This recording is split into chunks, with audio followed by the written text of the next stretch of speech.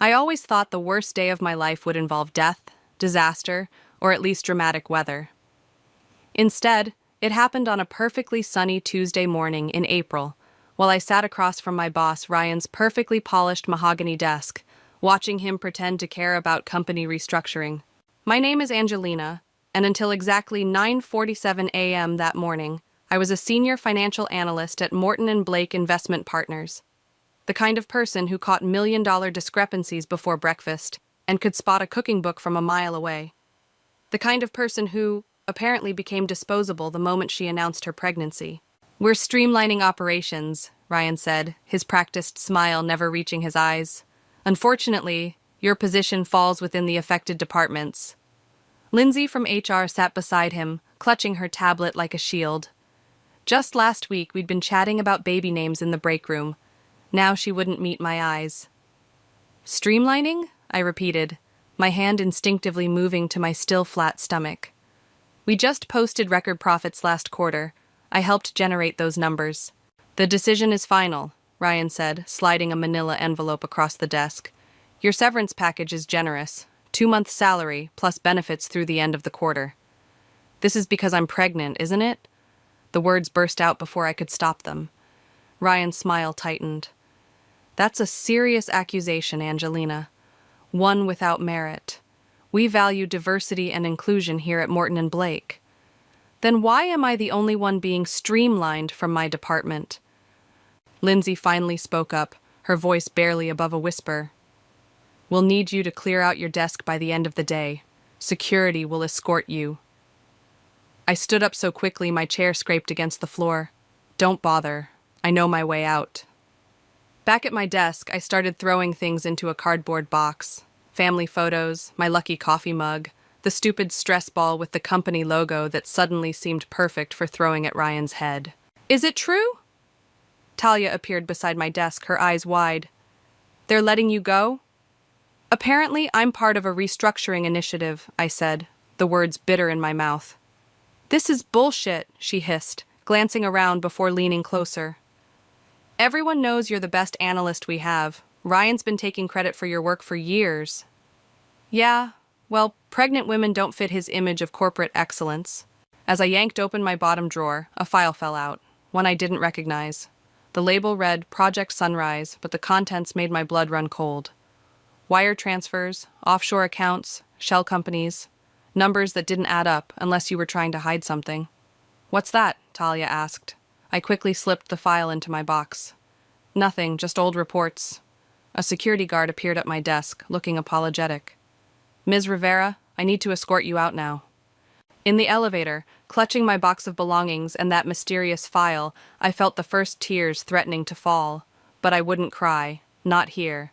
Not where they could see me through their glass-walled offices. My phone buzzed as I reached my car. A text from my cousin Delilah. "Heard what happened. Come over, bringing wine. Well, sparkling cider for you." I managed a small smile.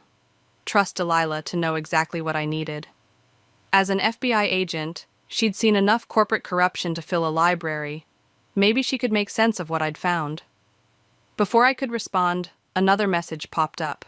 This one from Ryan. "Hope you understand this is just business. Nothing personal. Best of luck with everything." I stared at my phone, anger replacing tears. Nothing personal? He'd just destroyed my career because I dared to have a baby. Because I threatened his perfect little boys' club with my inconvenient female biology.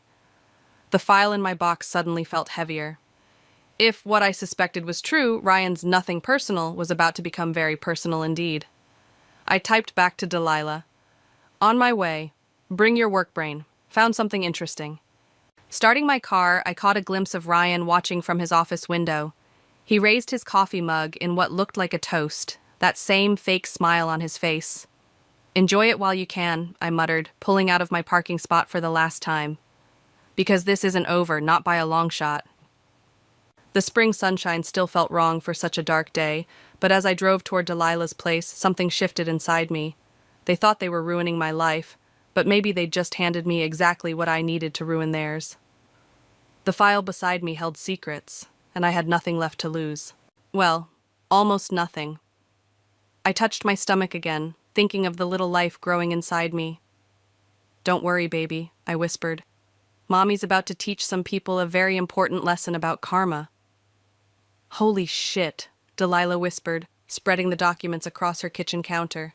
"This isn't just creative accounting. This is full-blown money laundering." I sipped my sparkling cider while she pored over the papers I'd found. The afternoon sun streamed through her apartment windows, highlighting the furrow in her brow, the same one she got when working her biggest cases. "Look at these transfers," she said, pointing to a series of numbers. "They're moving money through at least 3 shell companies before it hits these offshore accounts. Classic washing pattern." "I knew something felt off about our international division's numbers," I said. "Ryan always handled those accounts personally." "Ryan?" Delilah's head snapped up. "The same Ryan who just fired you?" "The very same." She let out a low whistle. "Well, cousin, looks like you stumbled onto something big. Question is, what do you want to do about it?" I set down my glass. "What can I do about it?" "Officially, you can file a whistleblower report. Unofficially..." She tapped the papers meaningfully. "I might know some people who'd be very interested in this." My phone buzzed, a text from Talia. "Ryan's on warpath, calling emergency debt meeting. Something about information security." "They know," I said, showing Delilah the message. "They must have realized the file's missing." "Good," Delilah said, pulling out her laptop. "Let them sweat. Now, tell me everything you remember about their international operations." For the next hour, I walked her through what I knew. The strange patterns in the accounts, the late-night meetings, the way Ryan and his partner Sawyer always handled certain clients personally. "There's more," I said. "Last month, I overheard Ryan and Sawyer arguing about something called Project Sunrise, the same name that was on that file. Ryan said something about keeping the channels clean." Delilah's fingers flew across her keyboard. "Project Sunrise. Wait a minute." She turned the screen toward me. "Look familiar?" It was a news article about a string of tech companies suspected of laundering money for overseas clients. One of them had a subsidiary called Sunrise Technologies. "Those are some of our biggest clients," I said, feeling sick. "I handled their quarterly reports." Without knowing what they really were, Delilah assured me. "That's how these operations work.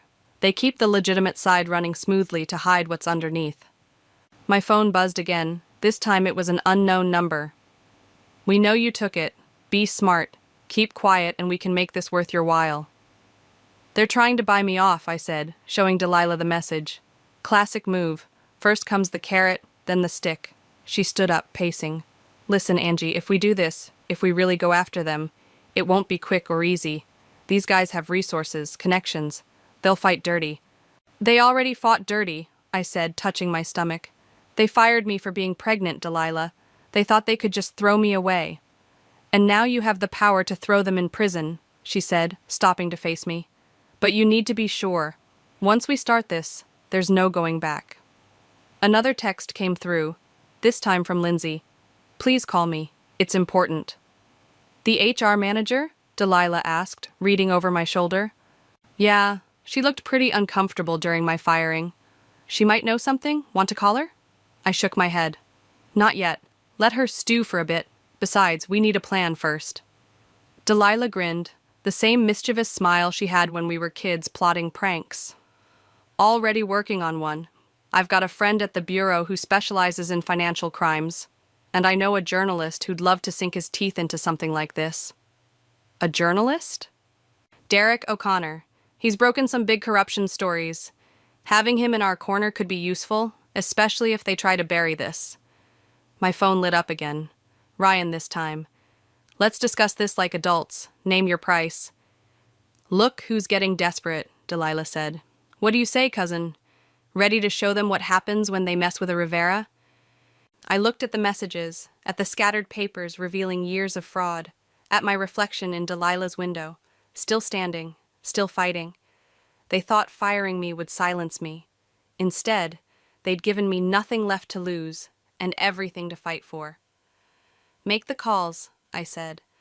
"But first, help me document everything in this file. I have a feeling Ryan's going to try to make it disappear." Delilah pulled out her phone. "Already on it. And Angie, we're going to need to be careful. These guys won't go down without a fight. Good, I said, surprising myself with how much I meant it. Because neither will I. As we worked into the evening, organizing evidence and making plans, I felt something I hadn't since that morning in Ryan's office. Hope. They thought they were ruining my life. Instead, they might have just given me the chance to save others from the same fate. Ready or not, Ryan, I muttered. Here we come. I could lose everything for this, Talia whispered, glancing nervously around the quiet coffee shop. We'd chosen a spot far from the office, but she still looked like she expected Ryan to jump out from behind every customer.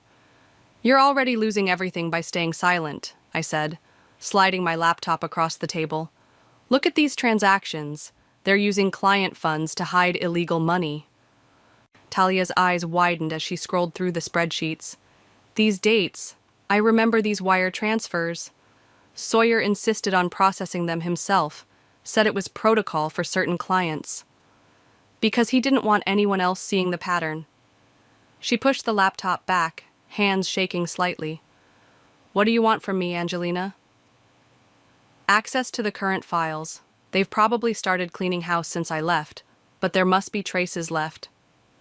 They've got IT working overtime, she confirmed. Ryan's been having closed-door meetings with Sawyer all week. I've never seen them so rattled. My phone buzzed. Delilah. FBI contact interested. Need more recent evidence. How's your inside source? I looked up at Talia, who was shredding a napkin into tiny pieces. You don't have to decide right now, I said. But think about what happens if this continues. How many more people will they hurt? They're watching us all like hawks now, she said. Yesterday, Sawyer asked me if I'd been in contact with you. What did you say? That I was as shocked as everyone else about your departure, she leaned forward. But Angelina, there's something else. I overheard Ryan on the phone yesterday. He mentioned something about cleaning up loose ends and your name came up. A chill ran down my spine. Before I could respond, my phone lit up with an unknown number.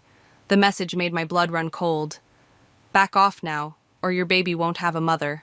Final warning. Talia saw my face change. What is it? I showed her the message. Her face went pale. Oh, God, she whispered. They're serious, aren't they? This isn't just about money. No, I said, my hand instinctively moving to my stomach. It's about power, and they're terrified of losing it. Talia was quiet for a long moment, then pulled out her phone. I'm sending you my login credentials. The system logs all access, so you'll have about an hour before IT flags it. Are you sure? She nodded, her face set with determination. My sister lost everything in a corporate fraud case last year. Different company, same story. I won't let it happen to anyone else. I quickly forwarded her message to Delilah, then deleted it. Thank you, Talia. Don't thank me yet, she said, standing up. Just be careful, and delete those credentials as soon as you're done. After she left, I called Delilah. I got the message, she said before I could speak. Derek's already working on the story, but we need to move fast. Can you access the system now? Yes, but we only have an hour. That's all we need. Get somewhere secure with good internet. I'm sending Derek to meet you. 20 minutes later, I was in a private study room at the public library, joined by a tall man with kind eyes and a serious expression. Derek O'Connor, he said, setting up his laptop. Delilah's told me everything. Ready to make some corrupt executives very uncomfortable? We worked quickly, downloading files and taking screenshots. Derek's fingers flew across his keyboard, his eyes lighting up at particularly damning evidence. This is bigger than we thought, he said. These transactions connect to at least 3 other investment firms. It's a network. Suddenly, my screen went black. A message popped up. Unauthorized access detected. System locked. They're faster than we expected, Derek said, quickly saving everything to an encrypted drive. But we got what we needed. My phone buzzed again. Another unknown number. You were warned. Check your email. With trembling fingers, I opened my inbox. There was a single new message containing a video file. The footage showed me entering the library 20 minutes ago, followed by Derek. They're watching me, I whispered. Derek immediately started packing up. We need to get you out of here. Delilah has a safe house ready. A safe house? This is crazy. I can't just disappear. You can't go home either, he said firmly. Not with these people knowing where you live. Trust me, I've covered enough of these stories to know when threats are real. As if to prove his point, another text arrived. Nice library. Would be a shame if something happened there. Derek read it over my shoulder and grabbed my arm. We're leaving. Now. Through the back exit. As we hurried through the stacks, I thought about Talia, about the baby growing inside me, about everything at stake. They wanted to scare me into silence, but they just proved how desperate they were, and how much they had to hide. Send everything to Delilah, I told Derek as we reached his car, and tell her we're going to need more than just financial crimes investigators. These people aren't just laundering money anymore. They're trying to bury their secrets, he agreed, starting the engine, along with anyone who might expose them. The safe house turned out to be a modest apartment in a quiet suburb. Delilah paced the living room while Derek laid out printouts of everything we'd gathered. The threats change everything, Delilah said. We can add witness intimidation to the charges. A knock at the door made us all freeze. Delilah drew her gun, approaching silently. Through the peephole, she relaxed. It's Lindsay. The HR manager looked terrible. Mascara smeared, hands shaking as she clutched her purse. I had to come, she said. They're planning something horrible. Sit down, I said, guiding her to the couch. Tell us everything. Ryan and Sawyer, she started, then stopped to take a shuddering breath. They're not just laundering money. They're using the company to hide payments for other things, illegal things. I saw the records. Derek leaned forward, recorder in hand. What kind of illegal things? Arms dealing, Lindsay whispered. Through their overseas connections, the money laundering was just the surface. Project Sunrise is actually... Her phone buzzed. The color drained from her face as she read the message. They know I'm here, she said. They're watching my daughter's preschool. Show me the message, Delilah demanded, already dialing her phone. I'm calling in protection for your daughter right now. While Delilah made calls, Derek questioned Lindsay further. How long have you known about this? I suspected something was wrong for months, she said, but I only found proof last week. That's why they made me fire Angelina. They knew she was close to figuring it out. They said they'd ruin me if I didn't cooperate. And now? Now they're threatening my child. Her voice hardened. I'm done being scared. I'll tell you everything. For the next hour, Lindsay detailed years of corruption, how Ryan and Sawyer had built their empire, how they'd threatened and bought off anyone who got too close. There's more, she said, pulling out a USB drive. Financial records, emails, everything I could download before I left, including proof they fired Angelina for being pregnant. My phone rang. Talia. Angelina, they know Lindsay came to you. Sawyer's gone crazy. He's talking about cleaning house completely. Get out of there, I told her. Now. Already gone. But there's something else. I overheard Ryan talking about moving everything offshore. They're planning to empty the accounts tomorrow. Derek was already typing. If they transfer those funds, we'll lose our evidence trail. Not if we stop them first, Delilah said, returning from her calls. Lindsay, are you willing to make an official statement? Lindsay squared her shoulders. Yes, but I need to know my daughter will be safe. She's already under protection, Delilah assured her, and you will be too. Another knock at the door. This time, it was 2 FBI agents Delilah had called. They quickly set up equipment to record Lindsay's statement. Wait, I said before they started. What about Sawyer? He seems even more dangerous than Ryan. He is, Lindsay confirmed, because he has nothing to lose. His wife left him last month, took everything. This scheme is all he has left. My phone buzzed with a text from an unknown number. Smart move, getting protection. But can they protect everyone? Your doctor's appointment tomorrow at 2 p.m. might be interesting. I showed it to Delilah. Her face darkened. They're monitoring your medical records. This ends now. She stepped out to make more calls while Derek reviewed the evidence with the FBI agents. I sat next to Lindsay, who was still trembling slightly. I'm sorry, she said quietly, about the firing. I should have stood up to them. You're standing up now, I replied. That's what matters. Delilah returned with a determined look. Derek, release the first part of the story tonight. Focus on the financial crimes. Hold the weapons dealing until we have more proof. Let's see how they handle the spotlight. What about Angelina's safety? Lindsay asked. We're moving her to a more secure location, Delilah said. And tomorrow, we're setting a trap. What kind of trap? I asked. The kind where they think they're in control, she smiled grimly. Let them think they can still intimidate us. While they're focused on threats, they won't see us dismantling their empire piece by piece. My phone lit up with another message. From Ryan this time. Last chance. Walk away now, take a generous settlement, or things get ugly. I showed it to everyone. Derek smiled. Perfect. Let's use their desperation against them.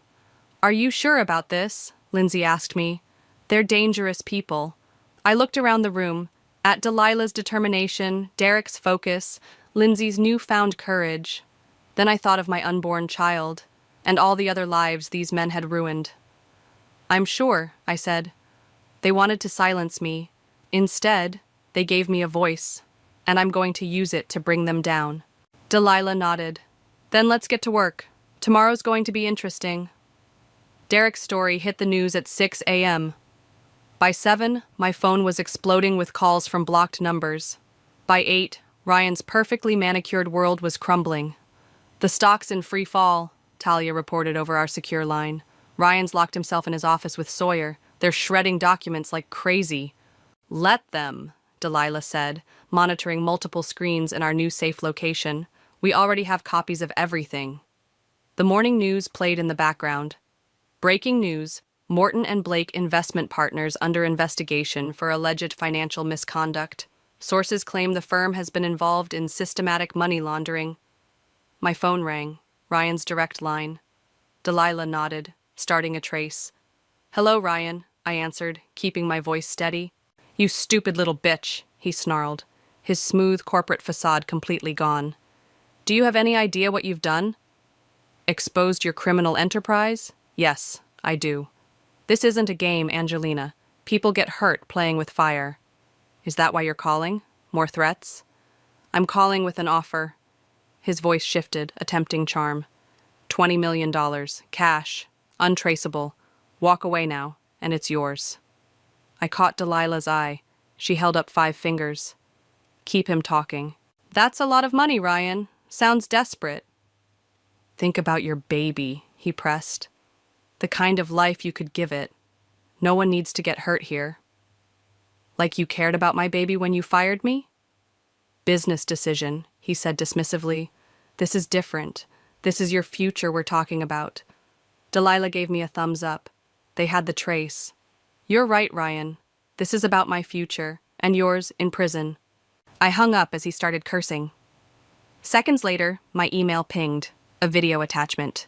Surveillance footage of Delilah's apartment building. They're watching your place too, I told her. Good, she smiled. Let them waste resources on an empty apartment. Meanwhile, her phone buzzed. Got him. Ryan made the call from a warehouse in the industrial district, not his office. And guess what else is registered to that address? Sunrise Technologies, Derek said, walking in with fresh coffee. The shell company they've been using to move weapons. My phone lit up again. Sawyer this time. Check your email, now. The attachment was a photo of me at my last doctor's appointment, going into the clinic.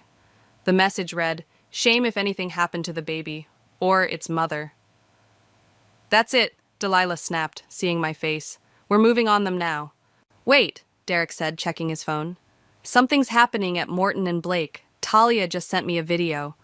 We crowded around his screen. The footage showed Ryan and Sawyer in a screaming match in the office hallway. You promised this was contained, Sawyer shouted, shoving Ryan against a wall. Now we're both going down. If you'd let me handle the pregnant bitch my way, Ryan started. Your way? Sawyer laughed hysterically. Your way got us exposed.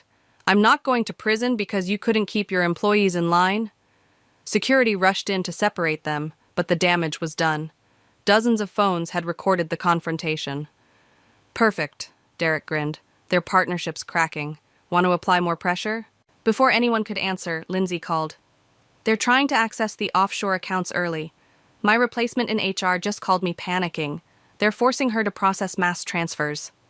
Delilah was already moving. That's our cue. FBI's moving in now. What about the warehouse? I asked. Second team's already there. But Angelina, she hesitated. We need you to do something risky. What? Call Ryan back. Keep him talking. Make him think you're considering his offer. We need 10 minutes to get teams in position. My hand went to my stomach. He threatened my baby. And we'll get him for that too, Derek said gently. But right now, we need him distracted.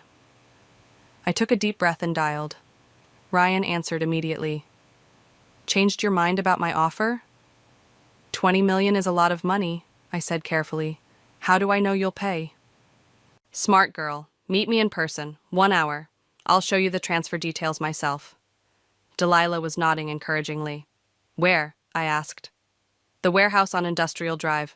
Come alone or no deal. I'll need time to think. No time, he snapped. 1 hour. Alone. Or the offer dies, and maybe something else does too.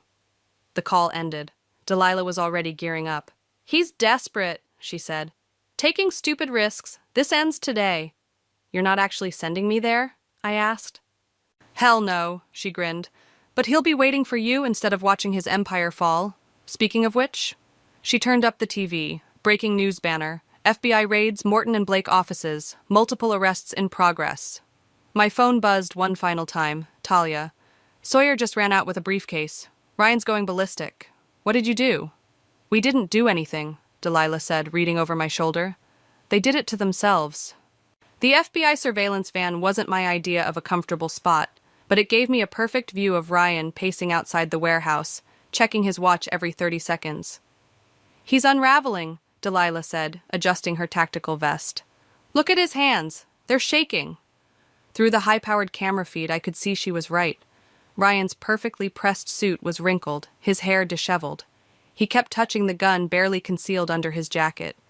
Sawyer's still in the wind, an agent reported through the radio. But we've got teams at every airport and train station. My phone buzzed. Talia again. They're seizing computers from Ryan's office, found a hidden safe behind his art collection. You'll never believe what was inside. Before I could respond, movement on the camera feed caught everyone's attention. A black SUV pulled up to the warehouse. Sawyer stepped out, clutching his briefcase. You said she'd be here, he shouted at Ryan. She will be, Ryan snapped back. We don't need to do anything, Sawyer cut him off. I'm taking what's left and getting out while I can. You should do the same. Nobody's going anywhere. Ryan pulled his gun. We finish this. Today. The FBI teams tensed, ready to move. Delilah held up her hand. Wait, let them incriminate themselves further. You've lost it, Sawyer laughed, but there was fear in his eyes. The feds are probably already what? A new voice called out. Lindsay stepped from behind a container, wearing a wire, her hands raised. Already watching? Already recording? What the hell are you doing here? Ryan's gun swung toward her. Buying time, she said calmly. For them. FBI teams swarmed from every direction. Ryan fired once, the bullet hitting a metal container with a clang, before being tackled. Sawyer tried to run but made it 3 steps before being surrounded. Clear! Delilah shouted. Bring her in! An agent escorted me from the van. I walked up to Ryan as they cuffed him, his face pressed against the concrete. You stupid bitch, he snarled. I'll still destroy you. I have connections. Like these? I held up my phone, showing him the photo Talia had just sent. The contents of his safe. Files, USB drives, and a book of names. Your insurance policy against your partners? It's all evidence now. Sawyer started laughing hysterically. You kept records? You actually kept records? Shut up. Ryan tried to lunge at him, but was held back. You're just as guilty. Actually, Lindsay stepped forward. Sawyer made a deal an hour ago. Full cooperation for reduced charges. That's why he came here, to help catch you. Ryan's face went from red to purple. You betrayed me? Like you betrayed everyone else? I asked. Karma's funny that way. Delilah signaled the agents to take them away. As they loaded Ryan into a car, he locked eyes with me one last time. This isn't over, he mouthed. Actually, Derek walked up, filming everything on his phone. It is. Your empire's gone, Ryan, and everyone will know what you really are. Once the cars pulled away, Lindsay sagged against a container. I thought he was going to shoot me. You were incredibly brave, I told her. Why did you do it? Because you were right, she said. We can't let people like that win. And she touched my arm. I needed to make up for not protecting you when I had the chance. My phone buzzed again. Talia. It found everything. Offshore accounts, weapons deals, years of blackmail. They're finished.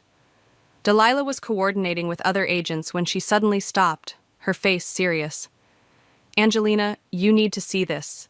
She led me to Sawyer's dropped briefcase. Inside were documents, surveillance photos of me, my medical records, detailed plans for what they'd intended to do if I didn't take their offer. They were never going to let me live, were they? I asked quietly. No, she confirmed. But now, we can add attempted murder conspiracy to their charges. Derek was already typing on his laptop. This is going to be bigger than just financial crimes. We're talking international weapons trafficking, conspiracy, attempted murder. They'll never see daylight again. Good, I said, touching my stomach. My baby deserves a world with fewer people like them in it. Lindsay touched my shoulder. You know what this means? You can get your job back.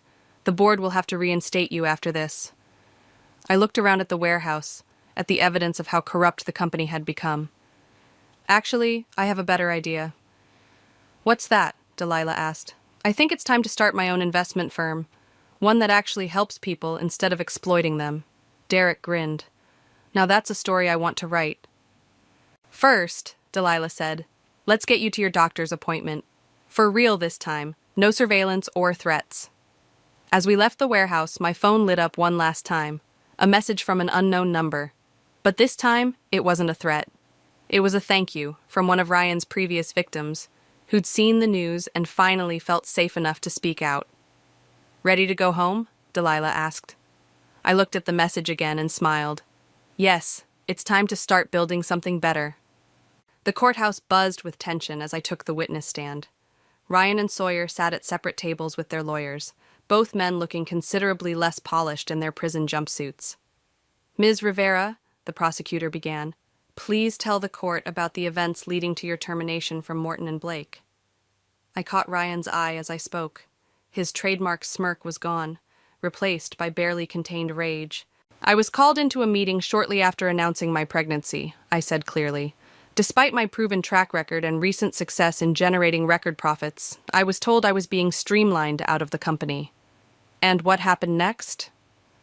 While clearing out my office, I discovered documents relating to Project Sunrise, evidence of money laundering and illegal weapons trading. Ryan's lawyer stood. Objection? Speculation? Overruled, the judge said. Continue. I detailed everything. The threats, the surveillance, the attempted murder plot. With each word, Ryan's face grew darker while Sawyer seemed to shrink into himself. During a brief recess, Delilah found me in the hallway. You're doing great. The jury's completely engaged. How many years are they looking at? I asked. With everything we've uncovered? 20 to life minimum. And that's just the federal charges. State prosecutors are lined up next. My phone buzzed. Derek. Stories going viral. 3 more investment firms linked to their weapons network just got raided. Good, I said. How's Talia doing? Crushing it, Delilah smiled. Her testimony about the internal operations yesterday had Ryan's lawyer looking for the exits. Back in the courtroom, Ryan's attorney tried to paint me as a disgruntled employee seeking revenge. It backfired spectacularly when the prosecution produced the surveillance photos and detailed murder plans from Sawyer's briefcase. So, Mr. Ryan, the prosecutor held up the documents. Are these your handwritten notes describing how to make Ms. Rivera's death look like an accident? Ryan's lawyer jumped up. My client invokes his Fifth Amendment rights. A bit late for that, the judge noted dryly.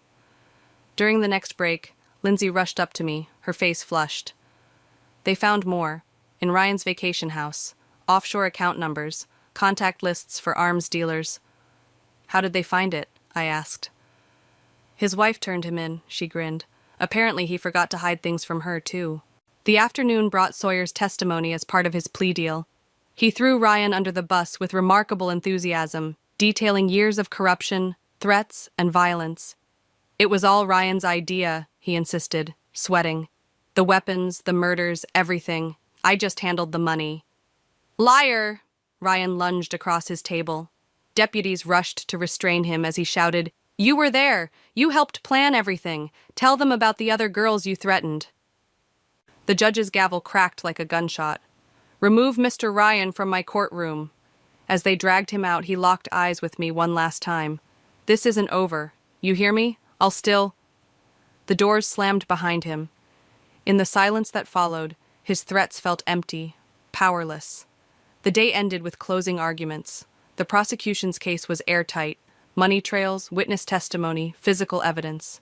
Ryan's lawyer looked defeated before he even started his defense. Outside the courthouse, reporters swarmed. Derek ran interference, directing them to his comprehensive coverage while Delilah escorted me to her car. Jury deliberates tomorrow, she said. But after Ryan's outburst, it's pretty much guaranteed. My phone lit up with messages of support. From Talia, from other former employees, from people I'd never met who'd been inspired to come forward with their own stories of corporate abuse. Look at this. I showed Delilah one message. You gave me courage to report my own boss. Thank you. You started something bigger than just taking down Ryan, she said. People are finally speaking up. That evening, at a small celebration dinner with our core group, Talia raised her glass. To justice. And to new beginnings, Lindsay added, nodding at my now visible baby bump. Speaking of new beginnings, Derek said, pulling out his laptop, wait until you see this. He showed us the latest financial news. Morton and Blake's board had resigned en masse. The company was being restructured under new leadership with a focus on ethical investment and corporate responsibility. They're already asking about your new firm, he told me. Lots of clients want to switch to someone they can trust. Trust, I repeated, touching my stomach as the baby kicked. That's what was missing. That's what we're building now. Delilah squeezed my hand. Ready for tomorrow? I looked around at these people who'd stood by me, who'd helped expose the truth, who'd chosen right over easy. Then I thought of Ryan, raging and powerless, finally facing consequences for his actions. More than ready, I said. It's time for the final act. To the final act, they echoed, raising their glasses. Tomorrow would bring the verdict, but we already knew the truth. We'd won the moment we decided to fight back. Guilty on all counts. The jury forewoman's words rang through the courtroom like a bell. Ryan's face turned ashen as the judge read out the sentences.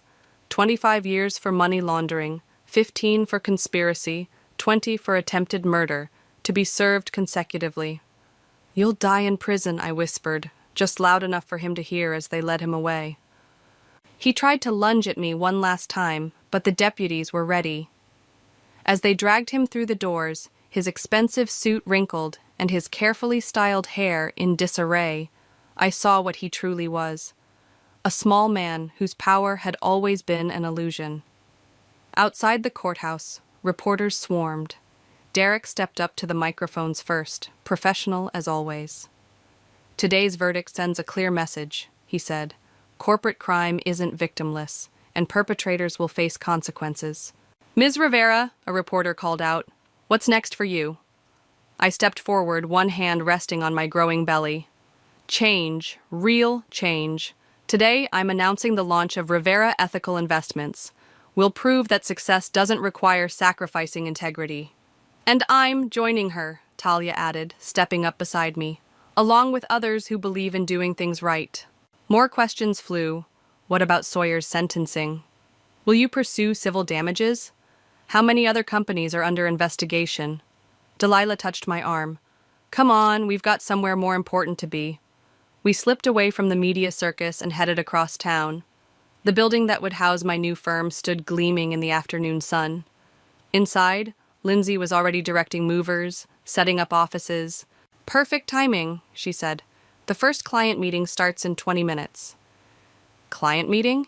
I hadn't scheduled anything yet. The pension fund that Ryan defrauded, she explained. They want to be your first official client. Said something about poetic justice. My phone buzzed. A message from the prosecutor.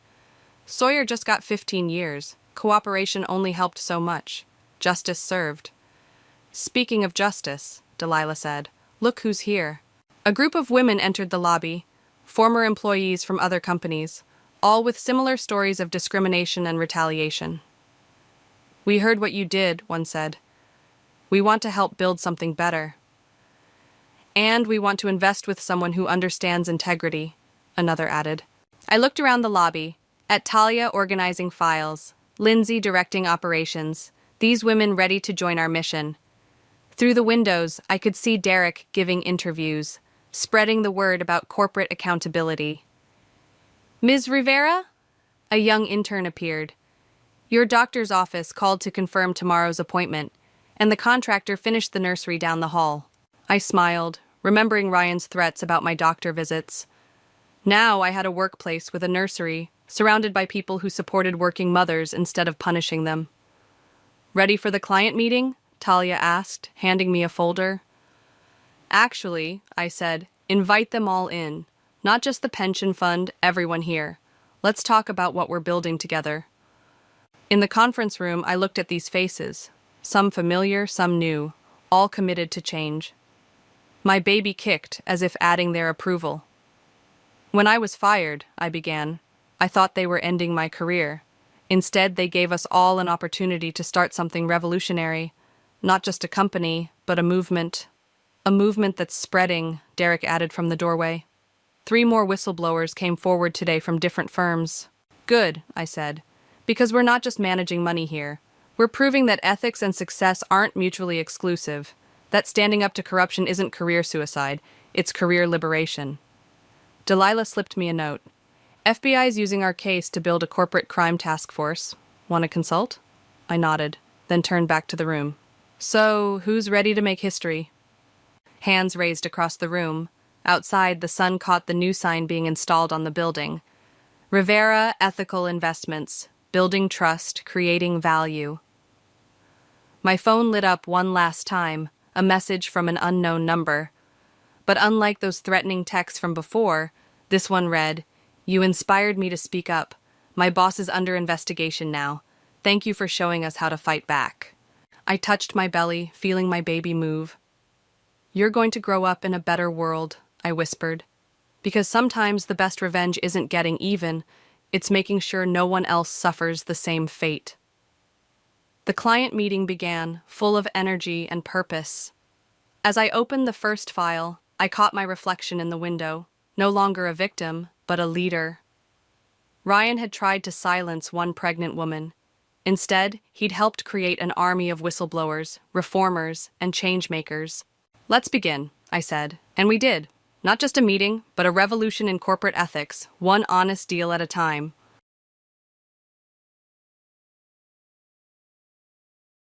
I never thought a regular Saturday dinner at my parents' house would mark the beginning of such a dramatic change in our family's life. But there I was, sitting at the familiar oak dining table, when my older sister dropped the bombshell that would set everything in motion. I'd decided to sell my apartment, Amanda announced, barely containing her excitement. We're going to open our own Italian restaurant. I nearly choked on my mashed potatoes. The apartment she was talking about wasn't just any property, it was a luxury 3-bedroom condo in the heart of the city, the one our grandmother had left her in her will. Her husband Mike nodded enthusiastically, his fork waving in the air as he spoke. I know everything there is to know about Italian cuisine. And Amanda has restaurant experience, so we're perfectly qualified. I watched as my parents' faces lit up with admiration. Mom clasped her hands together in delight, while Dad beamed with pride. That's such a wonderful idea, honey, Mom exclaimed. You've always had such a good head for business. But something didn't sit right with me. Call me boring, and trust me, I've been called worse, but being a financial manager means I can't help but think about the practical side of things. Have you actually calculated all the risks? I asked, trying to keep my voice neutral. Maybe it would be better to take out a business loan instead of selling your only property? Amanda rolled her eyes. Here we go again. Classic Nellie, always overthinking everything. Do you at least have a business plan? I pressed on, glancing at her kids, 5-year-old Tommy and 2-year-old Lisa, who were playing with their toys in the living room. You have 2 small children to think about. If things don't work out, buying another apartment won't be easy. Oh, please, Amanda scoffed. You don't understand anything about business opportunities. In today's economy, you have to take risks to get ahead. You can't just sit around waiting for success to fall into your lap. But your restaurant experience, I started, remembering how she'd only worked as an administrator for a few months before Tommy was born. It was pretty brief, wasn't it? God, you're so boring. Amanda threw her hands up in exasperation. This is exactly why you're still single, Nellie. You never take any chances. I sat there, pushing the remains of my dinner around my plate, listening to them spin their fantasy of success. Not once did they mention the possibility of failure, of things going wrong. Not once did they consider what would happen if their dream restaurant didn't work out. An hour later, I pulled into the driveway of my small house, Gran's house really, though she'd been gone for 3 years now. As I unlocked the front door, my mind wandered back to her final days and how she'd divided her property between my sister and me. Amanda had practically camped out at Gran's hospital bed, going on and on about how perfect the luxury apartment would be for her future family. I remember Gran looking at me apologetically as she explained her decision to leave me the house instead. You've always been practical, just like me, she'd said, squeezing my hand with what little strength she had left. This house isn't fancy, but it's paid for and full of love. You'll appreciate its value more than anyone else could. Sitting in my cozy living room now, surrounded by Gran's old furniture that I couldn't bear to replace, I couldn't help but think about how history kept repeating itself with Amanda. The memory of her childhood tantrums came flooding back, the time she screamed for 2 hours straight because Mom bought her the wrong color bicycle, or when she threw herself on the floor of the mall because Dad wouldn't buy her a second pair of designer jeans. There was also that memorable Christmas when she refused to speak to anyone for 3 days because she got the previous year's iPhone model instead of the latest one. Our parents had nod along to whatever scheme she cooked up, praising her creativity and ambition while dismissing my concerns as negativity. Even when she dropped out of college because classes were boring and she wanted to find herself, they supported her decision wholeheartedly. I made myself a cup of tea in Gran's old porcelain cup, trying to push these thoughts aside. I had my own life to focus on, my job at Henderson Financial was demanding but rewarding, and I had a major project presentation coming up that could lead to a promotion. Our team was working on restructuring a client's investment portfolio, and I needed to be sharp. Amanda's restaurant dreams weren't my problem, and dwelling on them wouldn't change anything. But exactly 1 month later, my phone rang during my lunch break, just as I was reviewing the final numbers for my presentation. Mom's name flashed on the screen, and I felt a strange sense of foreboding. Nellie, you won't believe it, she practically squealed, her voice high with excitement. They did it. They sold the apartment and found the perfect location for the restaurant. It's right on Madison Street, you know, where all those trendy places are. Mike is already working on the menu. He's got such wonderful ideas, fusion Italian cuisine, can you imagine? And Amanda, oh, you should see her Instagram posts about the restaurant. She's going to be such a successful businesswoman. She's already got over 1,000 followers for the restaurant page. I gripped my phone tighter, feeling my knuckles turn white. Where are they living now? They found a nice rental, Mom replied breezily, as if they hadn't just sold their only real estate asset. I'm watching Tommy and Lisa while they get everything set up. It's so exciting. They're talking about having a big grand opening party next month. I stared at the financial report on my desk, thinking about the massive risk my sister had just taken. The statistics about restaurant failures in their first year flashed through my mind. I'd looked them up after that dinner, and they weren't pretty. 2 months passed in a blur of work deadlines and quiet evenings at home before I received Amanda's message. The invitation popped up on my Instagram feed, an elaborate digital card with gold lettering announcing the grand opening of Bella Italia. I had to admit, it looked professional. When I arrived at the address on Madison Street that Saturday evening, I was actually impressed. The storefront had been transformed with elegant lighting and window boxes full of fresh herbs. Inside, the decor was warm and inviting, exposed brick walls, dark wood tables, and strings of twinkling lights crisscrossing the ceiling. "Nellie, you came." Amanda rushed over in a designer dress that probably cost more than a month's worth of rent. She air-kissed my cheeks, champagne glass wobbling in her hand. The place was packed with familiar faces, cousins, aunts, uncles, old family friends, and Mike's entire extended family. Mom and Dad were holding court near the bar, Dad's voice carrying across the room as he gestured enthusiastically. "Just wait and see," I overheard him telling Uncle Jim. "Amanda's going to be the next big name in the restaurant business. She's got that entrepreneurial spirit, you know? Not like Nellie, she'll probably work for other people until she retires." Mom nodded along. "Some people are just born leaders, and others, well, they're more comfortable following." I pretended not to hear them as I made my way to the appetizer table. Their words didn't sting as much as they might have once. I'd long ago accepted that I'd never be the daughter they bragged about at family gatherings. "Congratulations," I told Amanda sincerely, raising my glass. "The place looks beautiful. I hope it's a huge success." The next few months fell into a pattern. Every Sunday dinner at our parents' house became a progress report on Bella Italia. Amanda would sweep in, sometimes with the kids and Mike, sometimes just with Tommy and Lisa in tow, and dominate the conversation with tales of her budding restaurant empire. "That's our girl," Dad would beam. "Always knew she had it in her to be a successful entrepreneur. It's in her blood." Mom would inevitably chime in with, "Not everyone has that drive," shooting meaningful glances my way. Amanda would smirk at me across the table, that same superior look she'd had since we were kids, and she'd gotten her way yet again. But one evening, when the conversation turned to actual numbers, I couldn't help myself. "How's the revenue looking?" I asked, keeping my tone casual. "Are you hitting your projected targets?" Amanda's smile faltered for a split second. "Oh, you know how it is with new restaurants," she said, waving her hand dismissively. "We're still building our customer base. But we'll be self-sufficient any day now, and then the profits will really start rolling in." Something in her voice made me think of a time in high school when she'd insisted everything was fine with her grades, right up until she failed 3 classes. But I kept that thought to myself and just nodded, taking another bite of Mom's pot roast. The spring evening started like any other Sunday dinner, with Mom's cooking filling the house with familiar aromas and Dad telling his same old jokes. Then Amanda cleared her throat and grabbed Mike's hand. "We have some news," she announced, beaming. "I'm pregnant.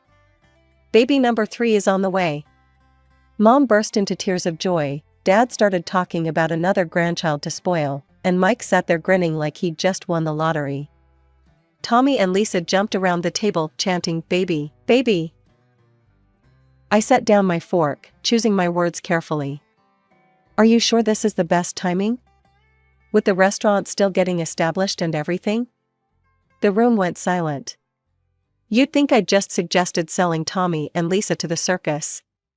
"Nellie," Mom's voice could have cut glass. "How dare you? A baby is always a blessing." Besides, she added with that particular tone she reserved for discussing my personal life, "You'd understand if you had any children of your own. Or a husband.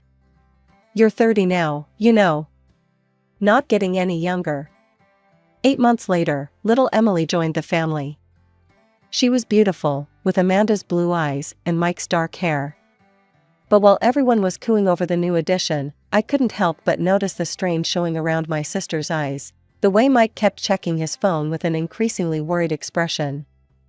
The truth finally came out 3 months after Emily's birth, during another family dinner. Amanda looked exhausted, dark circles under her eyes visible despite her makeup, while Mike had traded his usual confident swagger for nervous fidgeting. "We're having some challenges at the restaurant," Amanda admitted, pushing her food around her plate. The words seemed to physically pain her. "The staff turnover is killing us. We've gone through 6 different head chefs because Mike keeps wanting to innovate with the menu.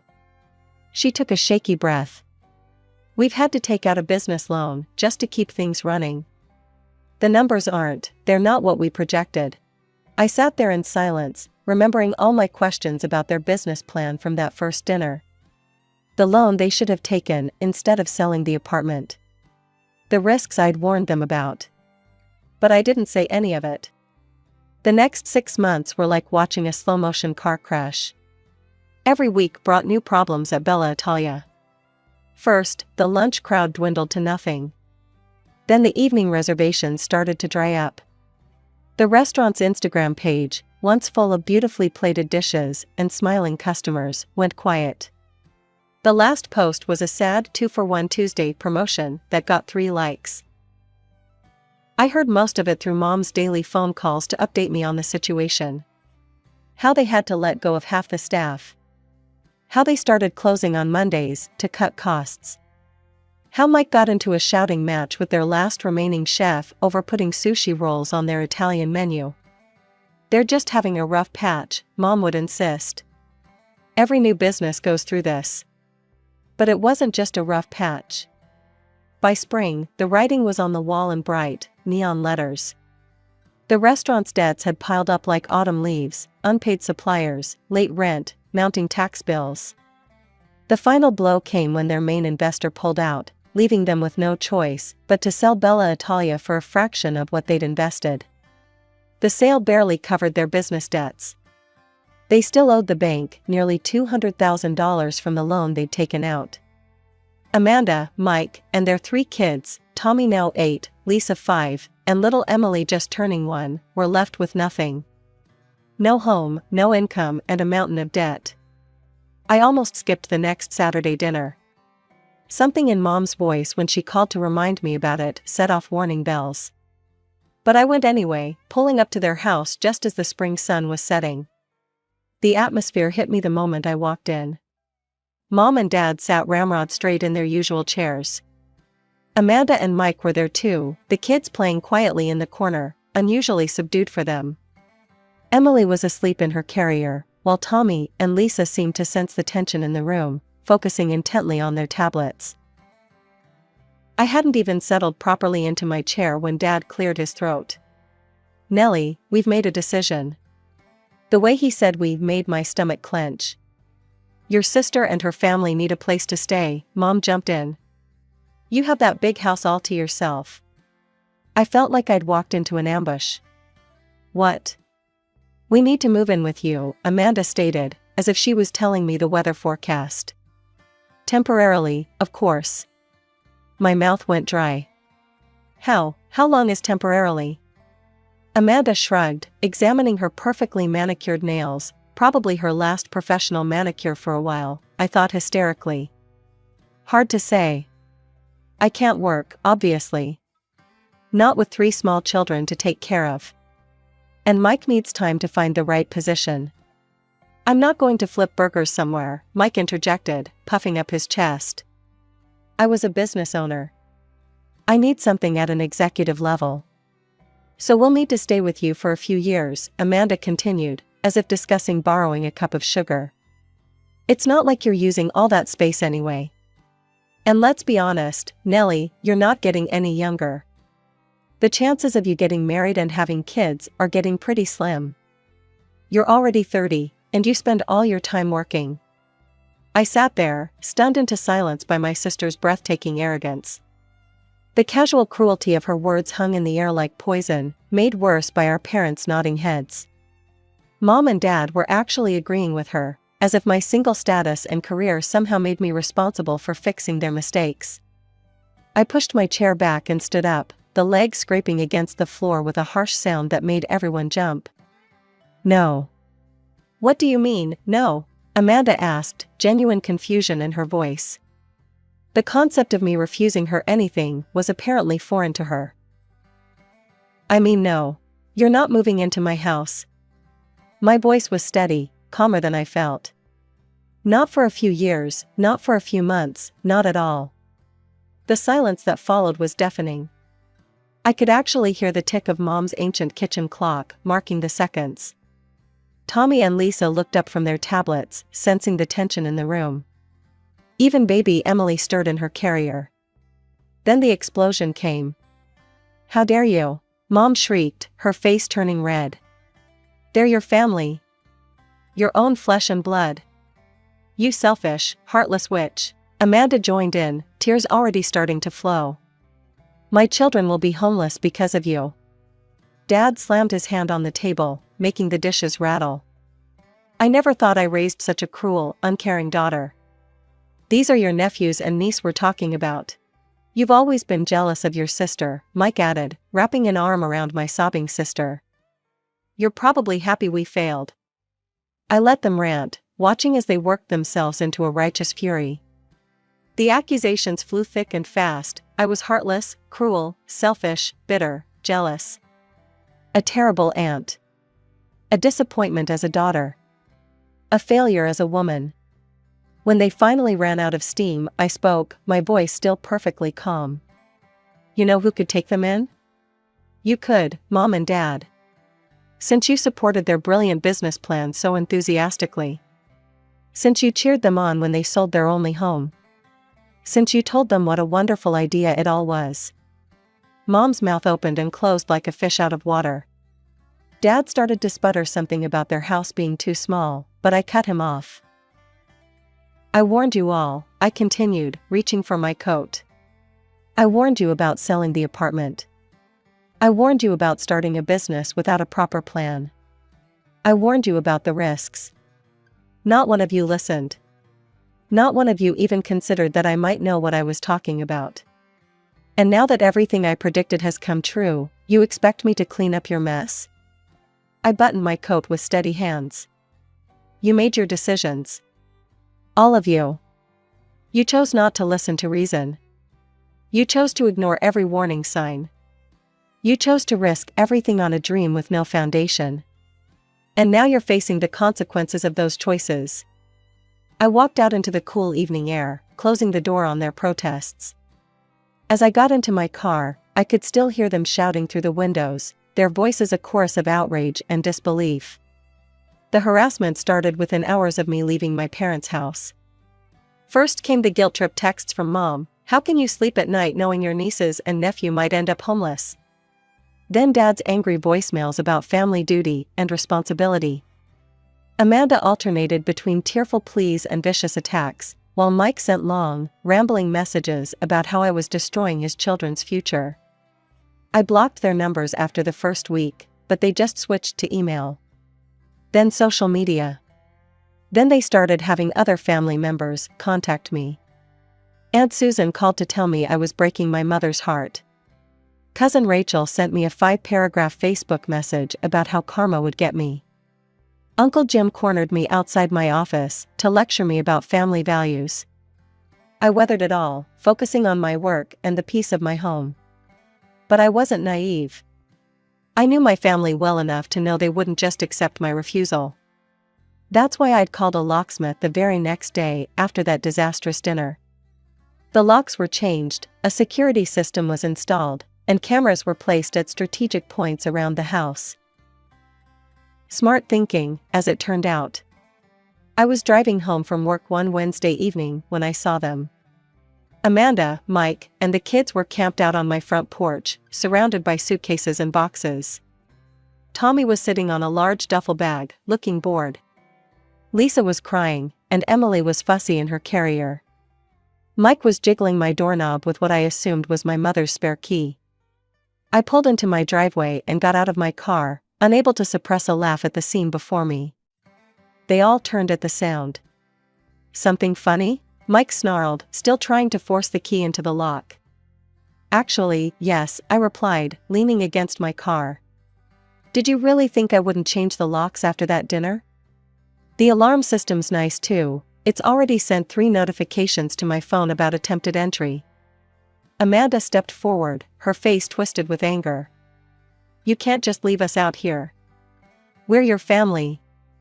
"You're trespassing," I corrected her. "And if you don't leave immediately, I'll call the police." I pulled out my phone to demonstrate I wasn't bluffing. You wouldn't dare, Mike growled, taking a threatening step toward me. I held up my phone, showing them the 911 already dialed, my thumb hovering over the call button. Try me. They stared at me for a long moment, probably searching for any sign of weakness or uncertainty. They found none. Finally, Amanda burst into tears, real ones this time, not her usual performance, and started gathering up their things. Mike helped her, muttering threats under his breath. The kids just looked confused and tired. The next morning, I called in sick to work for the first time in 3 years. I spent the day visiting rental properties in decent neighborhoods, finally finding a clean, spacious 3-bedroom apartment in a good school district. The landlord was understandably hesitant about renting to a family with 3 young kids, but the 6 months' rent I paid in advance, nearly $20,000 from my savings, helped change his mind. The next morning, I drove to my parents' house, the apartment keys feeling heavy in my pocket.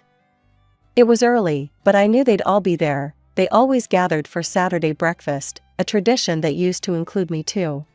The room fell silent when I walked in. Mom nearly dropped the pancake plate, and Dad's newspaper crinkled as his hands tightened on it. Here, I said, placing the keys and a folder on the table. It's a 3-bedroom apartment on Cedar Street. Good neighborhood, walking distance to the elementary school.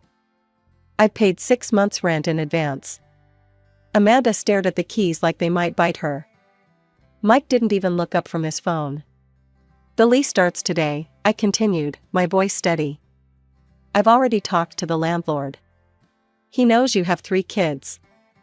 There's a playground in the complex, and the building has a laundry room on each floor. I turned to Mike specifically. You have 6 months to find a job, any job.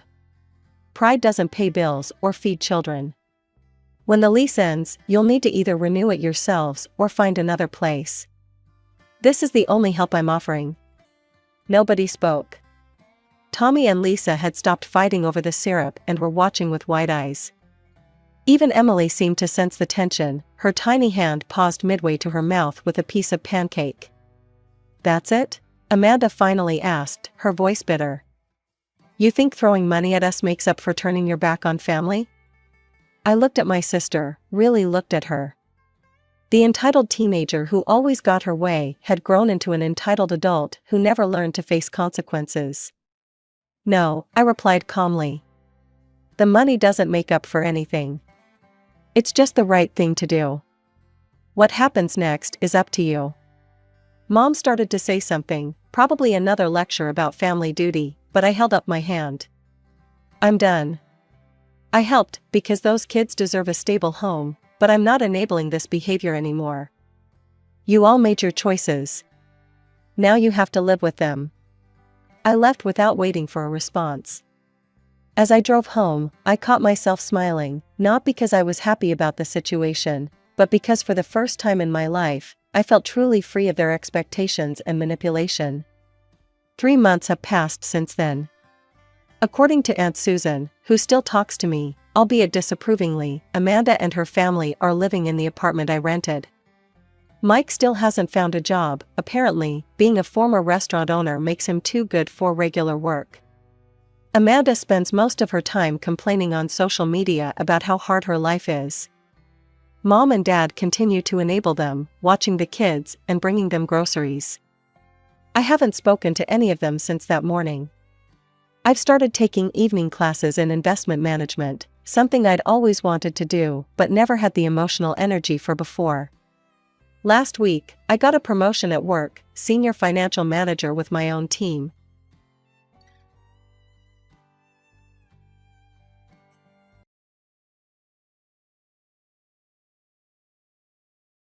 Sometimes I wonder if everything would have been different if my dad hadn't died that spring morning.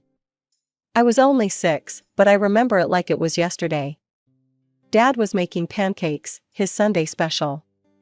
He always shaped them into funny faces that made me giggle. Mom was setting the table, humming some tune I can't remember anymore. Lily, princess, come help your old man flip these masterpieces, Dad called out, waving his spatula like a magic wand. I jumped off the couch, leaving my favorite stuffed bunny behind, and ran to the kitchen. that's when it happened. The spatula clattered to the floor, and Dad clutched his chest, his face twisted in pain. Everything after that is a blur of ambulance sirens, hospital corridors, and Mom crying. Just like that, my father was gone, leaving behind an empty house that felt too big and too quiet. Mom didn't cry for long, though. She met Richard at some community support group for widowed parents. He seemed nice enough, tall, with kind eyes and a gentle smile that reminded me a bit of Dad. Within a year, they were married, and he moved into our house. I was trying to adjust to having a new father figure when Mom dropped another bombshell. She was pregnant. I remember her face glowing with excitement as she told me I was going to be a big sister. I was 8 when Tommy was born, and that's when everything changed.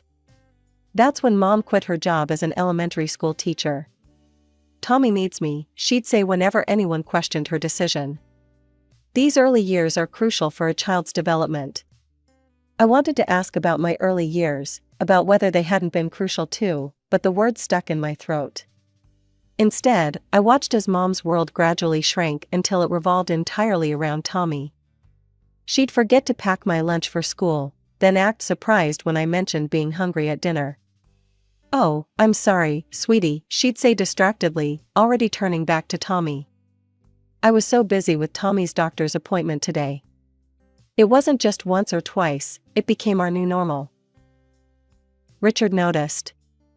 I'd catch him watching Mom with a worried frown as she fussed over Tommy, completely ignoring me at the dinner table. One evening, as I sat alone doing my homework, he sat down beside me.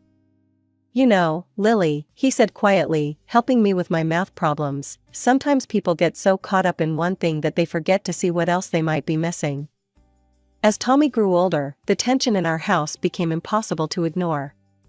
Richard tried talking to Mom countless times about her obsession with Tommy, but it always ended the same way, with Mom getting defensive and angry.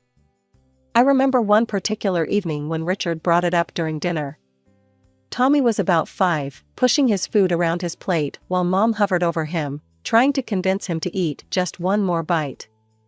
"Sarah," Richard said, putting down his fork, "we need to talk about this.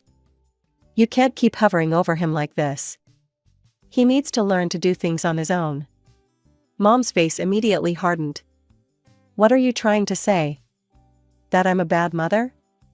"That's not what I meant, and you know it," Richard replied, keeping his voice calm. "But you've got 2 kids here, not one. And a husband too, by the way." I pretended to be very interested in my mashed potatoes, but I was hanging on every word. "Tommy needs me," Mom snapped. "He's still so young." I was young too, I muttered under my breath, but nobody seemed to hear me. The situation came to a head when Richard suggested enrolling Tommy in Little League Baseball. I was sitting on the stairs, supposedly doing my homework, when I heard them arguing in the kitchen. "Absolutely not." Mom's voice was shrill. "Do you know how dangerous baseball can be? He could get hit by the ball, or twist his ankle, or... For God's sake, Sarah, he needs to experience life. You can't protect him from everything." But Mom wouldn't budge. Instead, she enrolled Tommy in art classes at the community center. I still remember Tommy's sullen face as he sat there, mindlessly dragging his brush across paper while other kids actually tried to learn. He quit after 3 sessions, and Mom blamed the teacher for not understanding her son's creative spirit. Meanwhile, Richard started spending more time with me. Maybe it was his way of balancing out Mom's behavior, or maybe he just saw a kid who needed someone in her corner. He'd take me to my karate classes 3 times a week, sitting through every session, cheering louder than any other parent when I earned my belts.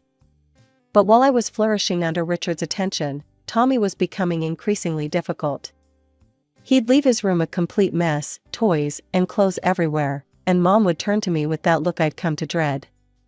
"Lily, be a dear and clean up Tommy's room," she'd say, not really asking, but telling. One day, Richard caught wind of this arrangement. "She's not his maid, Sarah," he protested. "He needs to learn to clean up after himself." That's when Mom burst into tears, pulling out her ultimate weapon. "I knew it. You love her more than your own son." How can you treat Tommy this way? I watched Richard's face fall, saw the fight leave his eyes. He looked at me apologetically, then raised his hands in surrender. Fine, have it your way, he said quietly, walking away. After that, he stopped arguing with Mom about Tommy. But the look he gave me said everything. He hadn't given up on me, even if he'd given up on fighting with Mom. It was a small comfort, but sometimes small comforts are all we have. High school graduation day was bittersweet. As I stood in my cap and gown, scanning the crowd, I spotted Richard beaming proudly. Mom was there too, but she kept checking her phone, probably texting Tommy's babysitter. Later that evening, Richard called me into his study. "I've been saving up," he said, pulling out a folder full of college brochures. "You can go wherever you want, Lily. Sky's the limit." Before I could respond, Mom burst in. "You can't be serious," she exclaimed. "That money should be saved for Tommy's future. He's going to need it more." Richard's face hardened, an expression I'd grown familiar with during these confrontations. "This is non-negotiable, Sarah. I've already made my decision." I ended up choosing Marshall University in West Virginia, far enough to start fresh, but not so far that I couldn't visit occasionally. The day Richard helped me move into my dorm, Mom couldn't come because Tommy had anxiety about her leaving. College life was exactly what I needed. For the first time, I felt free from the shadow of being the less favored child. I called home weekly, but my conversations were mostly with Richard. Mom was always too busy with Tommy. "Your brother's going through a difficult phase," Richard explained during one of our calls. His voice sounded tired. "He's hanging out with these kids from the wrong side of the tracks. I tried getting him involved in some after-school programs, but your mother—" "Let me guess," I interrupted. "She said you were being too hard on him?" "Exactly. Called me a tyrant for suggesting he might need some structure." Richard sighed. "She says I don't understand how sensitive he is." My visits home became less frequent as Tommy's behavior worsened.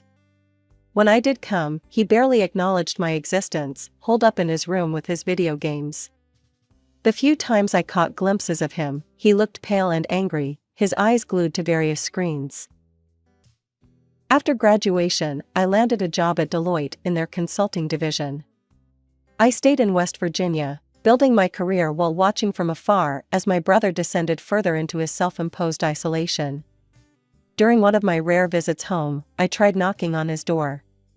"Tommy, want to grab lunch? My treat."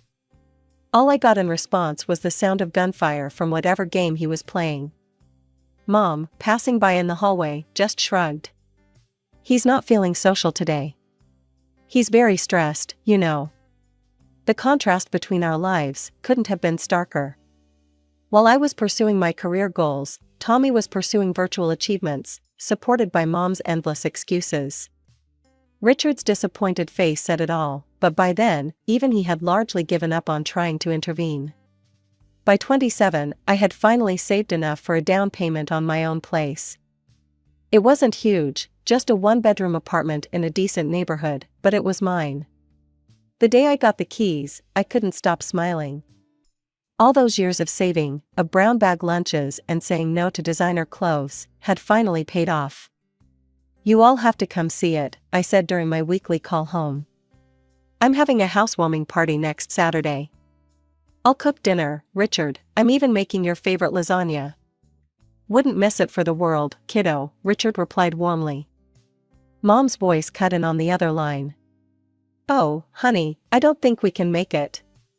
Tommy has plans that day." "Plans?" I couldn't keep the skepticism out of my voice. "What kind of plans?" "Very important ones," Mom said vaguely. I could hear Tommy's video game blasting in the background. The day of the housewarming, only Richard showed up. He brought a potted plant and a bottle of wine. "Your mother sends her love," he said, but we both knew that was a lie. Over dinner, Richard filled me in on what was really happening at home. Tommy, now 20, hadn't bothered with college and spent his days either gaming or hanging out with his drinking buddies. Richard had tried to help, offering him a position at his construction company. Just as a starting point, you know, Richard explained, twirling pasta on his fork. Everyone needs to start somewhere. But Sarah, he shook his head. Sarah said it would be beneath him. Can you believe that? Said our Tommy was too intelligent for manual labor. Too intelligent to work, but not too intelligent to mooch off his parents? I muttered. Richard gave me a sad smile. I keep trying, Lily. God knows I keep trying. That was the last real conversation we had. 2 years later, I got the call that changed everything. Richard had collapsed at work, massive heart attack, just like my father.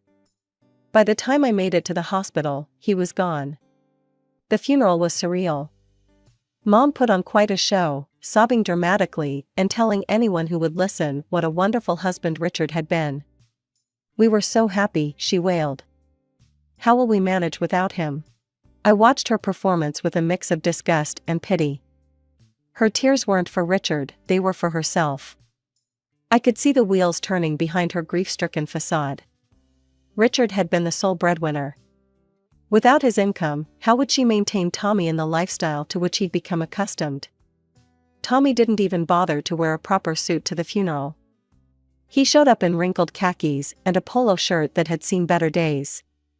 He spent most of the service staring at his phone while Mom made excuses for him. He's processing his grief in his own way. Standing there at Richard's grave, I couldn't help but think about how history had repeated itself. Another father figure, another heart attack, another funeral. Only this time, I was old enough to see everything clearly, including the fact that Mom's tears were more about her bank account than her broken heart. A year after Richard's death, I had mostly lost touch with Mom and Tommy. What little I knew came from Aunt Linda's occasional calls. They're getting by on Richard's savings, she told me. Your mom sold his Chevrolet last month. The tools from his workshop went before that. I tried not to care. I really did. But when Mom's number flashed on my phone one Tuesday evening, my heart still skipped a beat. Lily? Her voice sounded smaller than I remembered. I need you to come home, please. Something in her tone made me book a flight for the next day. When I pulled up to our old house, I barely recognized the place. The once pristine lawn Richard had meticulously maintained was overgrown with weeds. Paint peeled from the window frames, and one of the shutters hung crooked. But the house wasn't the only thing that had aged poorly. Mom opened the door, and I had to suppress a gasp. The vibrant woman I remembered had been replaced by someone who looked 20 years older than her actual age. Deep wrinkles lined her face, and her hair, which she'd always kept perfectly colored and styled, showed stark gray roots. Come in, she said, leading me into the living room. The house smelled musty, and dishes were piled in the sink. A thin layer of dust covered everything. This from the woman who used to make me rewash plates if she spotted a single water spot. Mom, what's going on? I asked, settling onto the couch. A spring dug into my thigh, another thing Richard would have fixed immediately. She broke down almost immediately. We're running out of money, Lily. My pension barely covers the utilities, and the savings. She twisted her hands in her lap. They're almost gone. What about Tommy? Is he helping with expenses? Mom's face did this complicated dance between embarrassment and defensiveness. He's looking for work. It's not his fault, these employers, they just don't understand him. The last place wanted him to start at 8 a.m. You know Tommy's not a morning person. And the one before that expected him to do manual labor. With his intelligence. I felt my jaw tightening. Mom, at his age and with no experience, he can't exactly be picky about. You don't understand, she cut me off, her voice rising to that familiar pitch that always preceded a Tommy defense. Then, abruptly, her tone changed. Lily, we need your help. We won't survive without it. I hate to ask, but you're doing so well in your career. I knew what was coming. Part of me wanted to refuse, to remind her of all the times she'd chosen Tommy over me. But looking at her worn face, the trembling hands, the desperate eyes, I couldn't. How much do you need? When she said $1,500 per month, I nearly choked. That was a significant chunk of my salary. But I found myself nodding anyway. Where's Tommy now? I asked as I prepared to leave, already regretting my decision. Oh, he's at a job interview, Mom brightened slightly. A very promising position with a tech company. Through the window, I could see Tommy's bedroom light on, and the familiar flicker of his computer screen. Some things never changed. True to my word, I set up an automatic transfer of $1,500 to Mom's account every month. Each time I saw that deduction from my bank balance, I told myself it was the right thing to do. Even if it meant postponing my own plans for a bigger apartment or a new car. I started visiting more frequently, though each visit felt like walking into a time capsule. Tommy was always there, either glued to his computer screen or sprawled on the couch with a beer in hand. How's the job search going? I'd ask. Mind your own business, he'd snap, or sometimes just grunt and turn up the volume on his game. During the holidays, I couldn't stand seeing the living room in such disrepair. The wallpaper was peeling, and there was a water stain on the ceiling that would have driven Richard crazy. So I spent my Christmas bonus hiring contractors to fix it up. When Mom sprained her ankle in February, I called to check on her. Oh, it's not so bad, she said, though I could hear the pain in her voice. Is Tommy helping you? He's busy with some online interviews. I hired a home health aide the next day. The money I'd been saving for a vacation went to cover her wages for the next 3 weeks. Then came the day I walked into the house and found a stranger sprawled across our sofa. She looked like she'd stepped out of a reality TV show, fake nails that could double as weapons, heavy makeup, and clothes that left little to the imagination. She was scrolling through her phone, surrounded by empty chip bags and soda cans. Who are you? I asked, though I had a sinking feeling I knew the answer. Tommy emerged from his room. This is Candy, he announced. My fiancée. She lives here now. Candy didn't even look up from her phone, just popped her gum loudly. I watched in disbelief as she reached into the grocery bag I'd just brought and helped herself to the premium cookies I'd bought for Mom. Nice to meet you too, I muttered under my breath. Later that evening, I called Mom to get her take on the situation.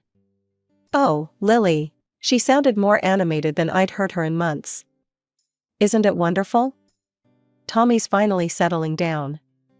Candy's been such a good influence on him. He hasn't gone out drinking with those awful friends in weeks. That's because she's drinking all my imported beer at home, I thought, remembering the empty bottles I'd spotted in the recycling bin. But I held my tongue. And he's talking about getting a job, Mom continued excitedly. Candy's cousin knows someone at a tech startup. Tommy says it could be his big break.